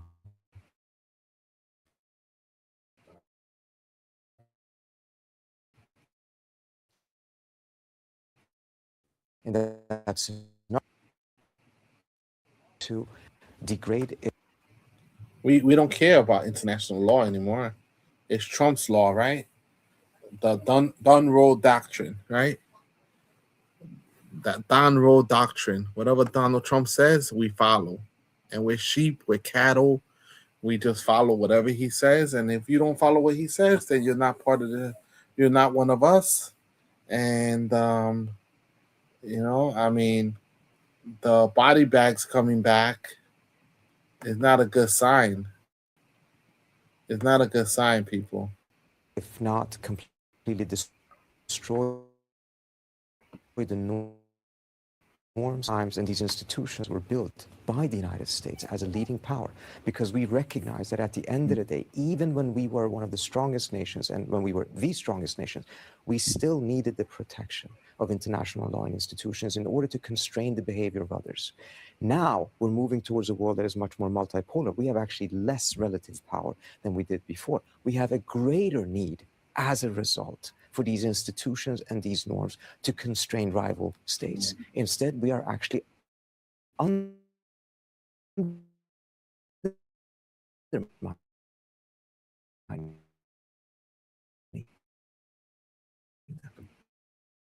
the funny part is, that was my problem, right? You're doing exactly the same thing. North Korea could throw missiles into South Korea tomorrow, right? What are you going to say? But actually, there's fears now that Putin is actually getting more involved in the Iran war, and that Putin is interested in taking over Iran and running it as a puppet state for Russia, and that there's a possibility that that can happen. So, talk about Putin speaking about the devil. I mean, who's good and I who's think bad? we all know that, you know, the last international law of the UN have been far from perfect, but at least it is an attempt to bring people together in a civilized way to try to work out differences rather than killing each other. All right, so what's going to happen? I know nobody knows what's going to happen tomorrow, but give us your best sense of where we are today and what the future looks like. I fear that unfortunately things are going to get much worse. Trump, I think, has understood that this is not going the way he thought, that this plan A of his crashed down in just a couple of days. And now he's trying to get hide the lack of a strategy. There's no strategy. There's no strategy. As much as they say, oh, there's a strategy, there's really no credible strategy as to how we're going to exit the war. So what's the strategy? Behind the noise of more and more bombs falling on Tehran. He's trying to turn this debacle into a success before the American public reacts, realizes what's going on, and starts to pressure him, particularly his own base. The Iranians are trying to do exactly the opposite. They're trying to squeeze the international economy, the oil markets, in order to get gas prices, inflation up in this country so that they pressure Trump to stop this war. And Trump is desperately, without a strategy, tried to turn this into a victory. Football game, right? He sees it as a basketball game, as we're gonna win, as a football game. We're gonna win a baseball game. We're gonna win, and we win. We take the trophy home, and he doesn't see all the destruction that this win is costing. He just wants to win to show that he's a strong man and he could do as he pleases, right? Yeah, I agree with Rita. And for the Iranian, we have to understand the Iranian side is fighting an existential war. I mean, this is a battle of survival for them. Look at the rhetoric, look at the conduct of the war, the assassination of the top leaders, and the regime change rhetoric. And they saw this coming after June. They had been waiting for it, essentially preparing it. Even when they were going to negotiations, Iranian officials would say, we have our finger on the trigger, assuming that they're going to attack us again, which is what they did in June. After rounds of negotiations between Steve Witkoff and the Iranian foreign minister, they attacked, and then they did it again. But I think that the thinking in Iran, or sort of this change in defense policy or doctrine, is that if we don't stop it this time and essentially establish enough deterrence, we're going to turn into the next Lebanon,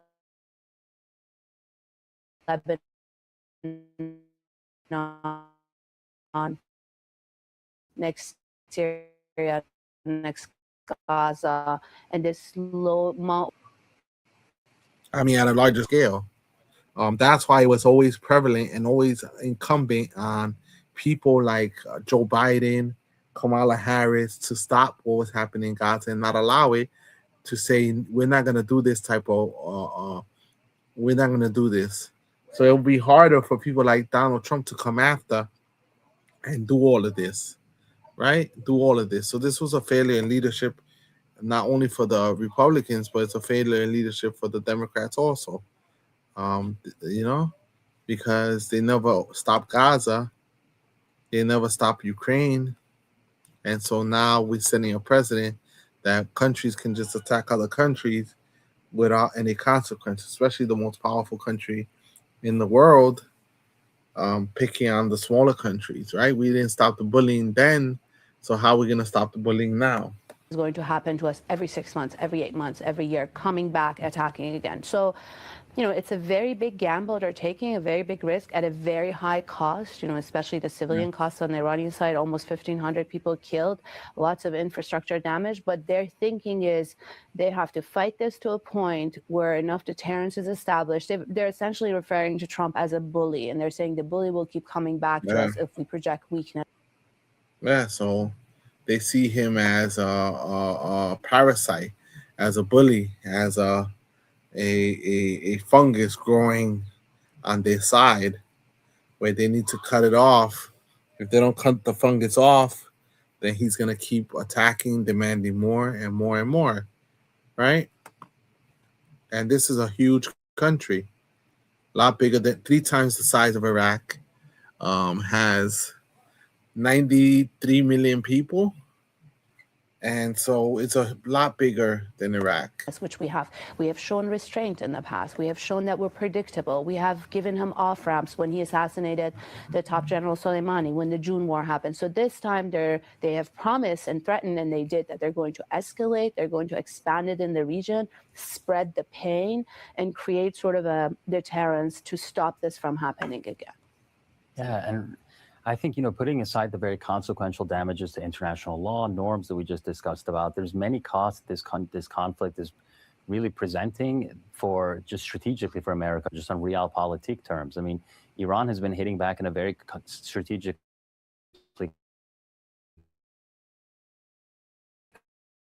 consequential. So it's the United States getting embarrassing the United States of Donald Trump, unflattering videos of Donald Trump across social media, making fun of Donald Trump, making fun of his ability to control Iran, and they're calling the United States a paper. We're strong on paper only. we're not really strong militarily, and we can be defeated easily, right? It's embarrassing in the United States. It's sort of like what's happening in Ukraine, right? How Ukraine has a lot less weapons than Russia, and Russia's a superpower, but Russia has not been able to defeat Ukraine. So they embarrassed Russia and made Russia look bad in the international stage as a superpower with a mighty military. But they've been losing so many soldiers, and Putin has not backed down. He refused to back down. He refused to call it a loss. And the same thing's happening now. I don't think Donald Trump's ego is going to accept a withdrawal or accept us not getting the win that he wants. His ego is definitely in the way.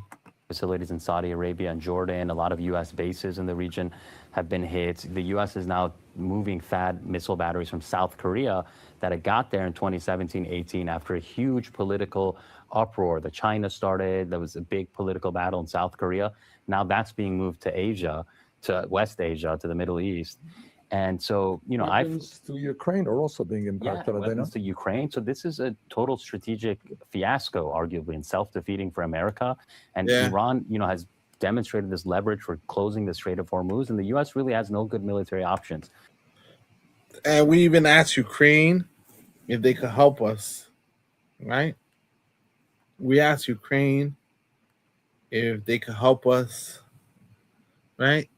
Can you believe it? The United States is asking Ukraine to help us defeat the drones that Iran has.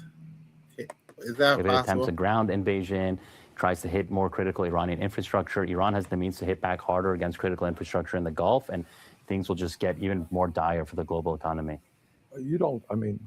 Trump is fairly crazy, but I don't think he's that crazy to put American troops on the ground in Iran. Do you think? I would not rule it out at all. You would not? No, I think he is doubling down. He's throwing good money after bad.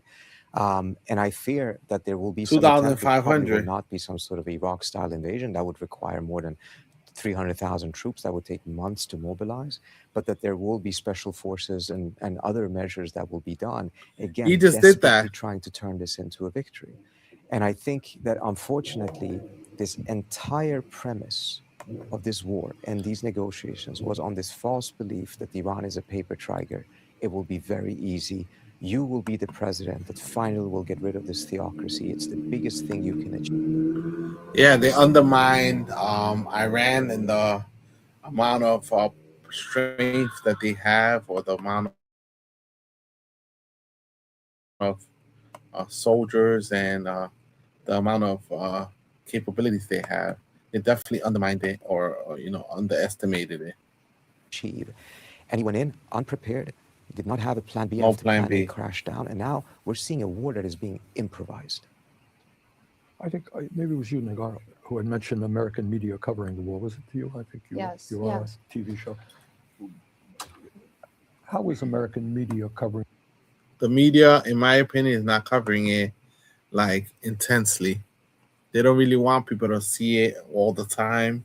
They're covering the war in limited capacity. They'll show you a clip here, a clip there, show you an article here and there, but they're not covering it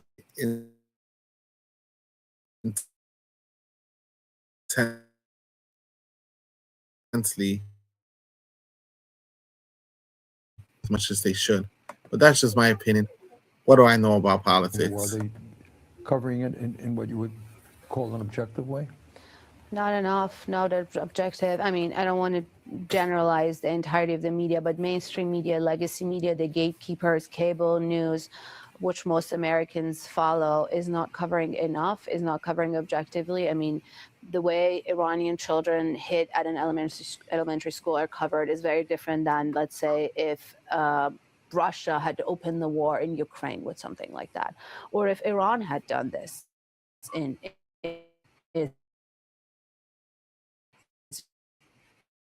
Israel. They haven't yet.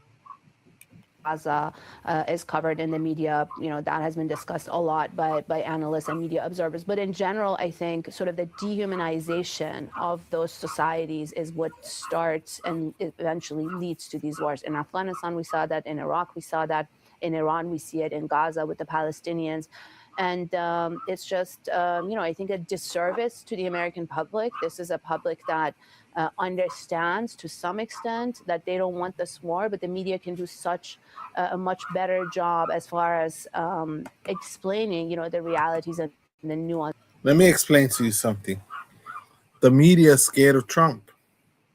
They're scared of the Epstein, you know, coming out. They'd rather deal with this than deal with the Epstein stuff, right? That has been bringing down a lot of powerful people, you know, in across across different countries where they're being exposed for being in the Epstein files, and they've had to explain why are they in the Epstein files. Like the recent one I saw was Steve Cohen of the New York Mets. He came out in the Epstein files, and a lot of people were shocked. But has there been fallout? Not really. They're not covering it. That's the problem with the media that we have, is that they don't cover the stories deeply, and they don't cover the stories we want to hear. They only cover the stories they want to cover, and they cover up a lot of the stuff that's happening, right? A lot of the stuff that's happening, they cover it up. Right? There's limited access, I'll give them that. So CNN was just on the ground in Iran, actually doing excellent reporting, Fred Pleitgen. But when you look at, for example, the opinion side or the debate shows, the other day they had on CNN a reporter in Tel Aviv to give you the mood on the ground in Tel Aviv, and then an Israeli to give you what Iranians think. And the Israeli journalist was saying that Iranians in Iran are happy that they're being bombed and the way the US and Israel are conducting the war. This is CNN. So the media coverage, I think, is absolutely a disservice to the American public. Not all media are the same, but the way it's being treated, the dehumanization is at the core of it, and also taking political rhetoric from officials at face value, not really challenging it. They're giving them softball questions. They're not challenging them. They're not challenging the public officials. They're not challenging the public, going along with whatever they're told, right? And so the United States carried out a mission. 2,500 Marines were deployed to the Middle East in an amphibious ship. They basically attack Karga Island, where a lot of the military infrastructure is in Iran. And so they're basically trying to do missions with troops.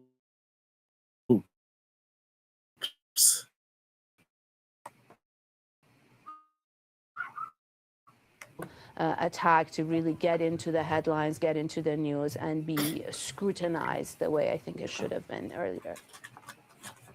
Thoughts on art? They try to cover it up. The school in the next few weeks, months. Thoughts?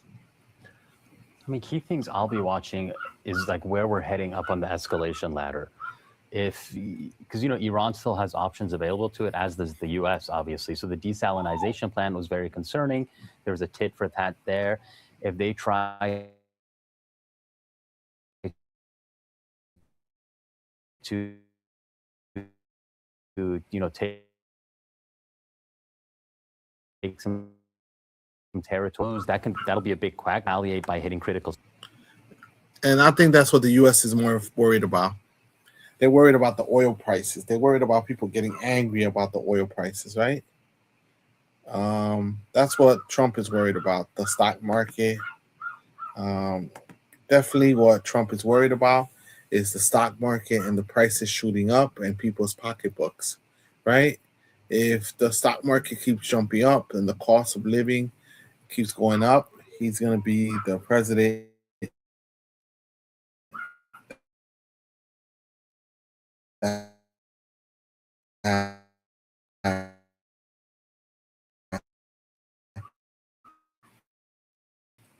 destroy the economy. COVID, where we lost so many jobs, we shed so many jobs, and we lost so much money, and we lost so many people. We lost so many people as a result of COVID. We lost so many people, and Donald Trump was one of the most consequentially bad handlers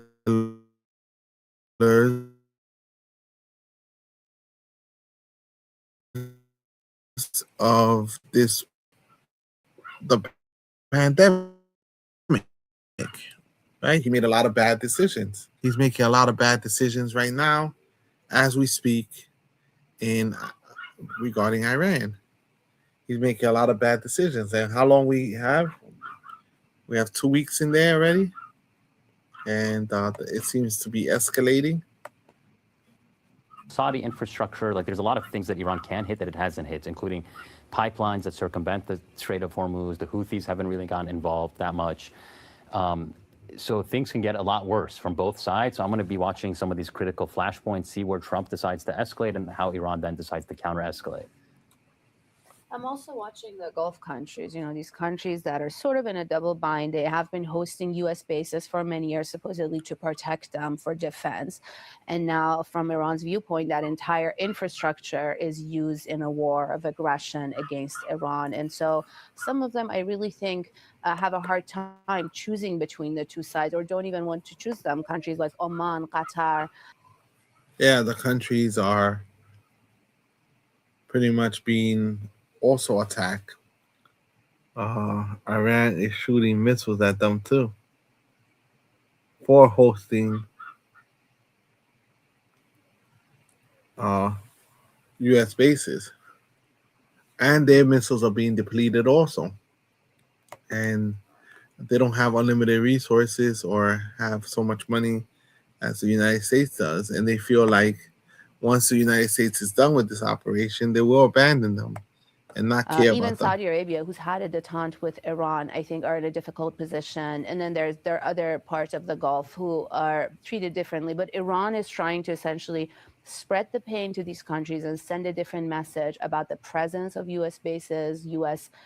Infrastructure in that region, and how it's used in this war, in this aggression against them, and to, I would say, maybe in an indirect way, try to pressure them to see if they can pressure the U.S. and then also change the trajectory of their, defense relationship with the U.S. in the future after the war.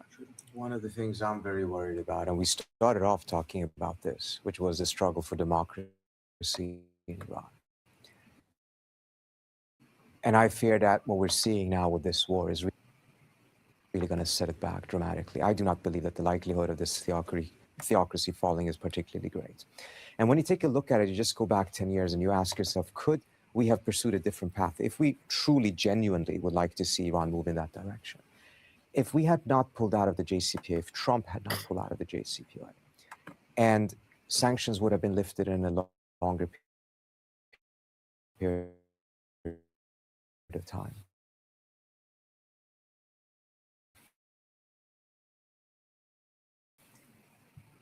I mean, the Iranian economy would have grown significantly. 2 years that sanctions were lifted before Trump pulled it out. By now, the Iranian middle class would have probably been the largest one in the entire Middle East. It would have been in a position of strength vis-a-vis this repressive system and state to push back and demand greater freedoms. Instead, we pulled out of these agreements, reimposed sanctions. Between 2018 and 2019, 1/3.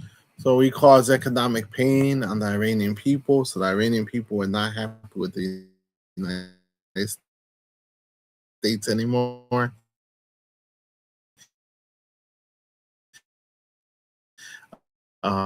They were trying to create some type of a system of a lot of the agreements that were helping that regular Iranian people. I'm not talking about the government. I'm not talking about the rich. I'm talking about the regular Iranian person that is just trying to live their life.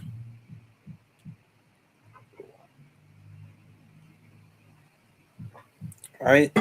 Just a regular Iranian person that's trying to live their normal life, and that's it. They're just trying to live their normal life like everyone else, and they don't want to cause problems to anyone. Causing a lot of people in the world not to like America and not to like Americans, and that's problematic, right?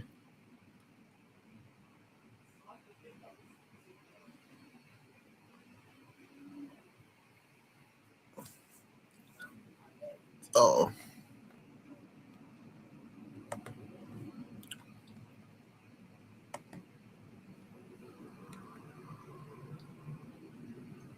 let's keep watching. Bernie Sanders of Iran's round middle class went table. into poverty as a result of these sanctions.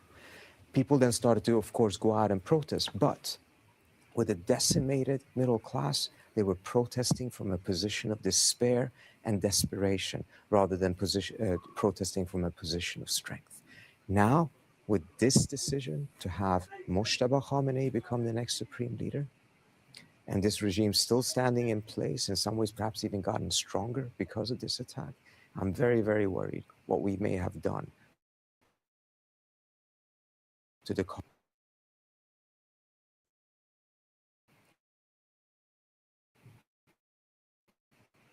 of democracy in Iran. Democracy ever surviving off of what we just did, right? He doesn't see us getting away out of this easily. Right. Anyone want to add anything to what we've talked about? I'll just add to what Trina was saying. I'm also worried about that. I share that concern that the more militaristic, hardcore of the Islamic Republic, the unelected bodies, the security, intelligence, the IRGC, those establishments are going to consolidate even more power as a result of this and essentially come on top at the end of the war. And that's going to have ramifications, at least in the medium term, for the Iranian society, the civil society, the closing of the political space of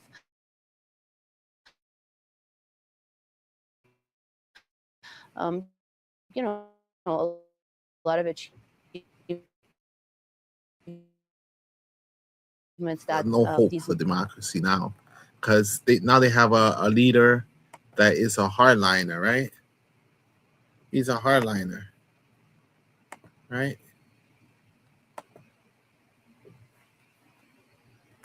So now they have a leader that's even more of a hardliner than the other leaders, right? They have somebody now that is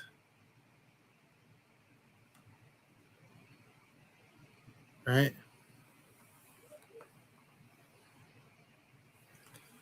That's what, like, how do you justify this war? And how can you, this administration has been horrible. This administration has been horrible. Right?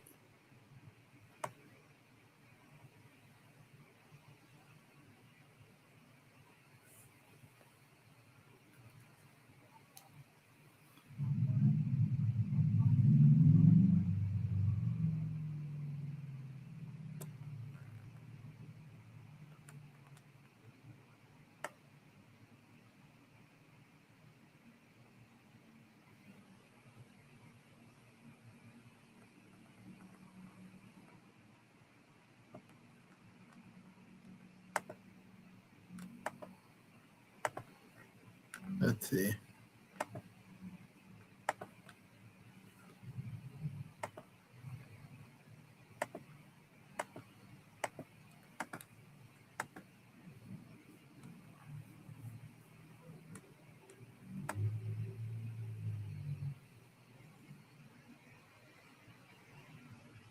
So the news has not kept up to date, right?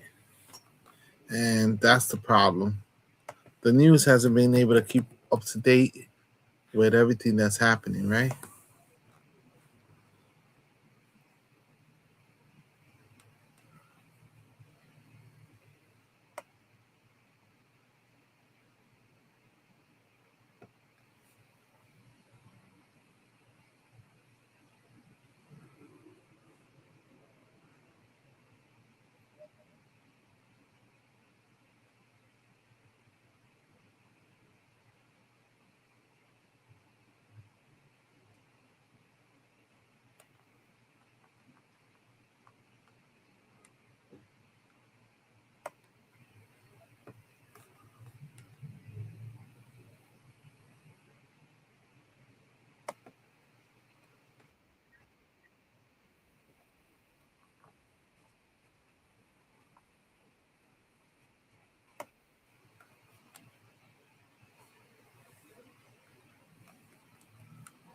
Okay, let's see this. Let's watch this.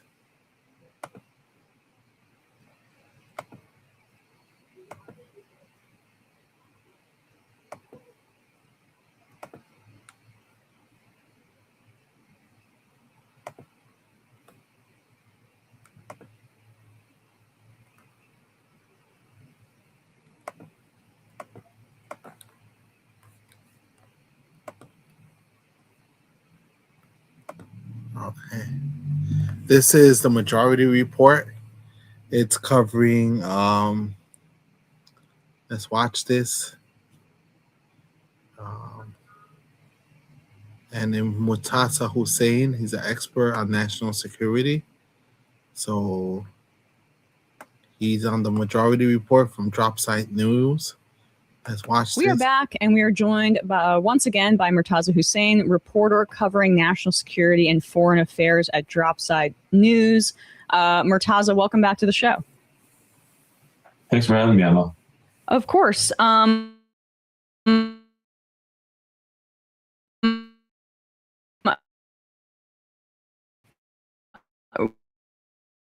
Good. Let's start here. What is the closure of the Strait of Hormuz? Because the new line from the Trump administration is short-term pain for long-term gain. What is your assessment of that spin? What is the long-term gain here? What's the long-term gain? Well, it's really a risible statement. And I think Trump has gotten himself into a situation which is far more serious than he may have calculated at the beginning. For those who don't know, the Strait of Hormuz is a passageway, a relatively narrow maritime passageway through which about 20% of the world's energy transits. And you can imagine not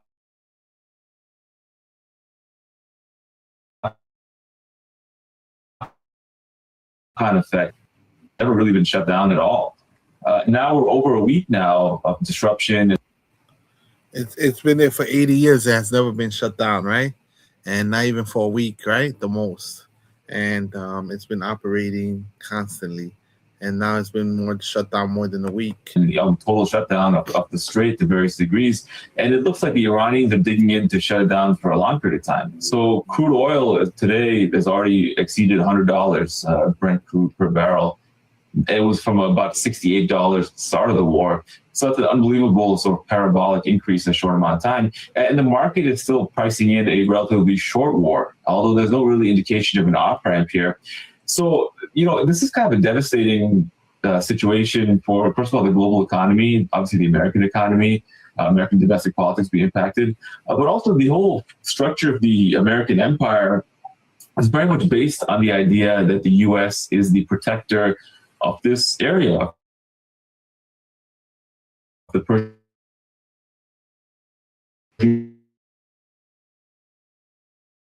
Gulf. We protect our oil. Who's in the Gulf? We don't let And nobody also, mess with our oil, and that's just a reality. We don't let nobody mess with our oil. This is our oil and nobody else's oil, and we're the ones that are allowed to use it, and we pretty much want to control this. And this is where we sanctioned, but now Iran is saying we don't care. The only way we could survive is if we cut off the oil from that the Americans have and the Americans depend on, right? off the strait itself in the maritime traffic. And it turns out that the Iranians can control the strait. The U.S. does not have the ability to defend the countries around the Gulf. It does not have the ability to defend the strait from someone taking it over, the Iranians in this case. And, you know, if they were to, let's say, launch a major operation to open it, that would take, you know, a very long time to get together. Even escorting ships through would take a very long time. It would be very dangerous as well, too. You could take weeks or months even to organize the logistics for that. And then very likely you'd have to invade Iran. You'd have to invade Iran in the coastal areas bordering the Gulf to sort of regain control of that. And that would be an incredibly difficult task. You need like Iraq-style beyond level of invasion force, again, which would take a very long time. And during all that time, the strait is still closed and the global economy is still being impacted. So you've almost generated a situation where you're almost guaranteed a global recession or global depression even as a result of this huge shock to global energy markets. by this decision to launch the war and then for the Iranians to close the strait. So I really see only a few really unenviable options for Trump now. The first is he could do that. He could escalate and start a much larger war with Iran, including a ground invasion and what have you, to try to open the strait by force. Again, it would have all the negative consequences I talked about. And on top of being very unpopular in America, the war is already unpopular, being worse if they have the ground invasion and casualties and all these things. It would be devastating. Secondly, he could just sort of back off. He could declare the war over and say he's done with it, regardless of what's going on the ground. He's hinted that he is on the verge of doing that anyways. He's been saying several times he wants to wrap it up already. It's only been about 2 weeks now. But then what do you do then? He's effectively surrendered the strait and the Persian Gulf to Iran. So you're just surrendering the whole strait to Israel, to Iran, who's in charge of the strait, right? Who's in charge of the strait? Now that's the question. Who's in charge of the strait? The United States claimed that they were in charge. Don't worry. And the cargo ships that listened to the United States were obliterated. They were destroyed. Listening to the advice of the United States, telling them, hey, it's safe to go through the Strait of Hormuz and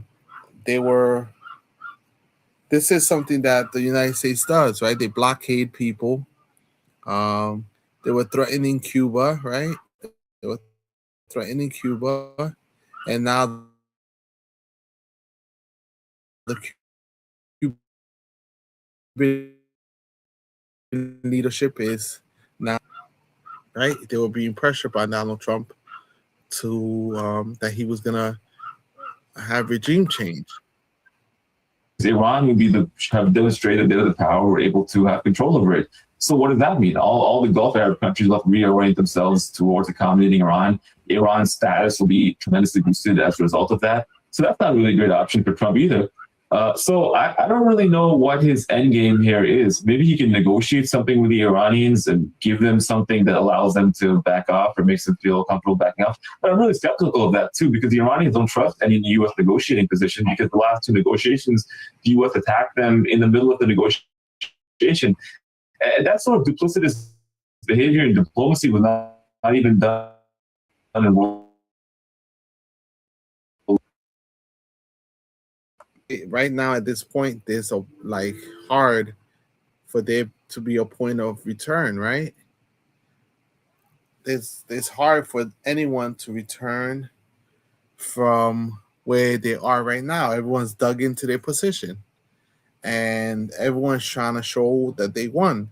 If Donald Trump leaves Iran and stops bombing them and walks away from it and says we won and declares a victory, then Iran is going to say we want revenge and we're going to build up our systems,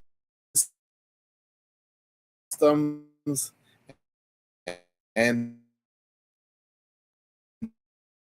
that doesn't guarantee that Israel will be pound down Iran to the point of that they won't be able to attack Israel ever again and have total regime change. But the regime change part fell apart because they just put in new leadership.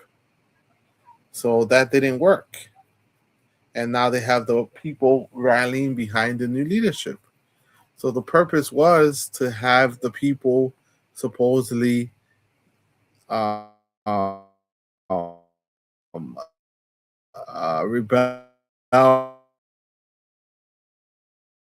or start a revolution. Let's listen to a little bit more of Drop Site News on the Majority Report. War II, because that whatever morals, ethics aside, you may need to talk to someone later on. You may need them to trust your assurances in negotiation. The U.S. doesn't really have that option anymore. So they're trying to bomb Iran into submission, cause all the civilian casualties, just harm them and so forth, see if they'll break. that seems to not be working. It seems to be having the opposite effect. They nominated even more hardline supreme leader, who today gave his first address saying that first and foremost, the war is not going to end. We're not opening the strait. So now what? So I don't see really a good off-ramp for this by any means. Yeah, it's going to be hard for Trump to back down. It's going to be hard for the new leadership to back down, especially since the new leader, his father was killed, his family was killed, so he's not going to back down. I don't think he's going to back down. If he backs down, he's going to appear weak. If Donald Trump backs down, then he's going to appear weak, and he's going to appear as if there was no reason for doing this war because there's another regime in there, a more hardline regime, and so there's no exit strategy phase, right? He worries about MAGA and what MAGA thinks of him, even though he says he doesn't care what they think of him, right? But in the end of the day, those are his hardline supporters, which are supporting him right now, despite the unpopularity of the war. A lot of the ones that are holding on tight are the MAGA supporters. They really want him to succeed. They really want him to look good in front of the public, and they don't want him to fail, even though the war may not be justified, and it's not justified. They don't want anyone to think that way. They want everyone to back him. And the Trump administration and the U.S. is claiming that it's destroying these Iranian mine layers. It does not appear that they are successful, but they are trying to at least kind of give the impression that they're having some impact on the mines that the Iranians have laid in the Strait. What's your assessment on that? Well, these mine layers, they're just like speedboats, and the Iranians apparently have thousands of them. And I think the U.S. sent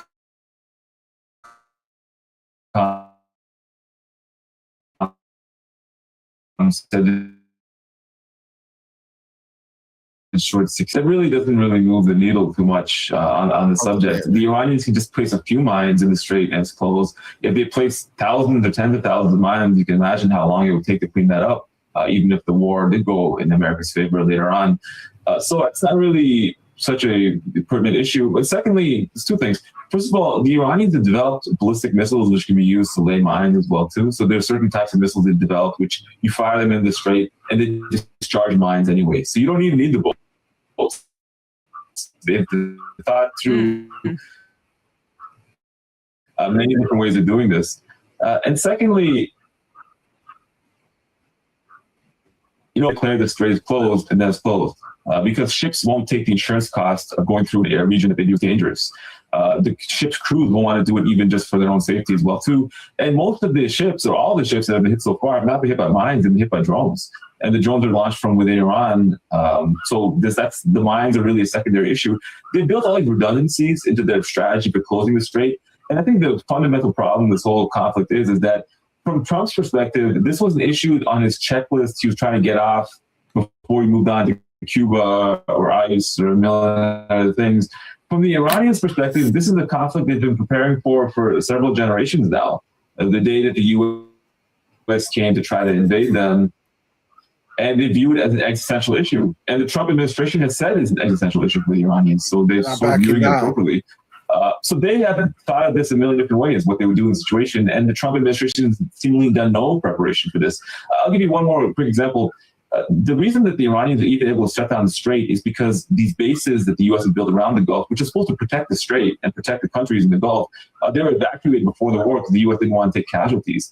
And now those bases are being hit very heavily, radars are being knocked out, all these things. There have been some casualties in Kuwait as well too, and maybe in Saudi Arabia from the attacks on these bases. But now you don't even have the bases necessary to project the force to reopen the Strait in the first place. So how do you even get out of this without going a million times more deeply into it? And even if you do invade Iran, it's not even clear that you'd win that war. It's a very mountainous country. It's 90 million people. Yeah. They're preparing again for the invasion as well too. It's hard to win this war for the United States, and there's no exit strategy. it's going to be almost impossible to exit without people's egos being affected, without any type of problems, right? There's going to be problems no matter what I said. There's going to be problems. Unfortunately, there's going to be serious problems. And me, myself, personally, I don't see an exit strategy to this. Hit the like button, everyone. Subscribe. Comment below. Let me know your opinion on the Iran war, breaking news, the economy, the Iranian are saying that they're going to keep the strait closed. They want the U.S. government and those people behind it to suffer and to have huge oil prices,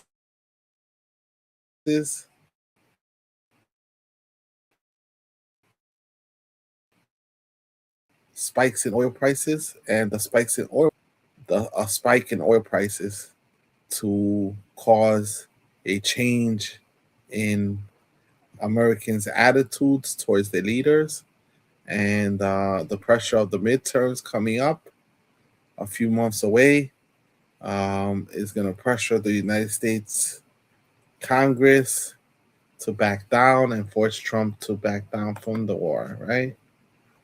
But that's not really working, that calculation. So, yeah, I mean, I think that we're headed for a huge economic catastrophe here, barring some sort of, unlikely at the moment diplomatic off-ramp. The claim that well, actually, let me. It's gonna be democratic. I mean, it's gonna be devastation to the economy no matter what. No matter what we do, there's already devastation to the economy. The oil prices are gonna go up. They're already almost double what the prices were a year ago. We're gonna start feeling it in the food costs, in the manufacturing costs that the companies are gonna have to suck up. And companies don't want to report losses. They always want to report gains, so they're gonna pass it on to the consumer, so they could keep reporting their large gains. And so that's just the reality of the economy, right? That's the reality of the economy. That's the way the United States has always worked, right? Let me pick up on something else that you said there, because I think that's really important. Where you're talking about the interceptors and the United States running low on them. We saw them getting hit pretty hard. We saw that Korean media ended up publishing a few days ago an image of the United States dismantling one of their defense systems from South Korea to send it to the Middle East. Obviously, North Korea is one of the few nations isolated from the West that has refused to denuclearize. And so it appears that the U.S. is so desperate for this kind of technology that Trump doesn't really care if this ally is, put in a difficult position. And also, I think they took some heat domestically for allowing the construction of this previously. But perhaps you can... The economy is the economy, people. That's just a reality. The economy is the economy. And we got no other choice, right?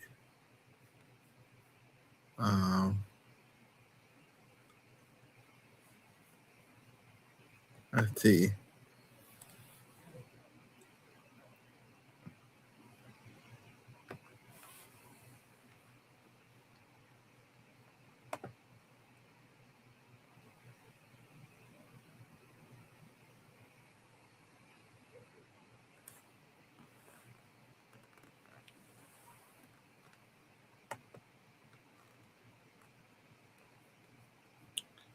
So now they're saying it's 5,000 Marines were sent.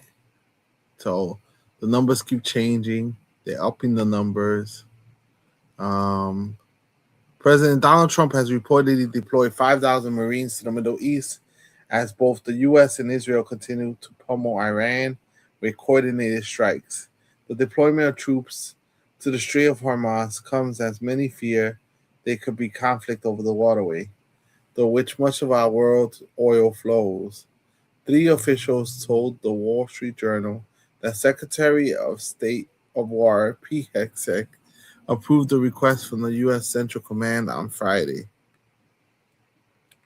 According to officials, the request was for expeditionary unit comprising several warships and a 5,000-strong complement of troops. The Daily Mail reported that the Japan-based USS Tripoli, an amphibious assault ship, along with a troop complement, is now on its way to the Middle East. Tensions between the U.S. and Iran escalated Friday as the American death toll rose to 13, and gas prices rose even higher to $3.60 a gallon. The deployment also comes as the U.S. has allegedly started considering taking control of Iran's Karg Island, which handles 90% of the Islamic regime's fuel exports. It's not high on the list, but it's one of the many different things. And I can change my mind in seconds, the president said during a Fox Radio interview on Friday. On Tuesday, Hegseth states that it will be the most intense day of strikes inside Iran. So now they're escalating it at all different levels. And regular working people are the ones that are affected by all of this, right? Regular working people are the ones that are affected by everything that's happening, right? Regular working people, we're the ones that fail to pay our bills, fail to pay the energy costs, fail to pay everything in our society. We're the ones that feel it, the pinch. We're the ones that are feeling it right now. When the economy gets low, what do? Right? What do people do? Brace ourselves for destruction? Brace ourselves for animosity? What do we tell our families? What do we tell our kids about what's happening? What are the answers we give them? What possible answers can we give them to explain why we're bombing Iran? I don't understand. How would I explain this to my family? How would I explain it to my kids? Everyone, double tap the screen, like the live, share the live. I appreciate you all. Earlier in the week, they were claiming that Netanyahu was assassinated, and now they're claiming that the Ayatollah is in a coma and he's not allowed to speak, that he's badly hurt and badly damaged. And I'm like, where are they getting this information from? Supposedly, the United States is claiming that they have people in the inside spying on Iran. Is that possible? Everyone, hit the follow button, hit the likes button, hit the subscribe. More than 500 viewers, right? So keep it up, everyone. I appreciate you. I try to make it as entertaining as possible, even though sometimes it's hard to make entertaining government entertaining, right? It's hard to make government entertaining. But what is easy is to share the love and compassion for other people. That's easier than anything else. All right? But I appreciate you all. Thank you for joining me.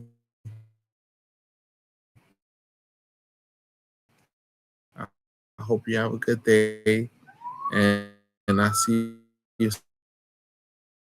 soon. Thanks be to God. Take care, everyone. Thank you for joining me. I really appreciate it. Let me know in the comments what you think I can improve, and I'll work on it. Thank you so much. Have a good night, everyone, and be safe. Spend time with your families, hug them, and remember that time is short and that you never know what can happen from today to tomorrow.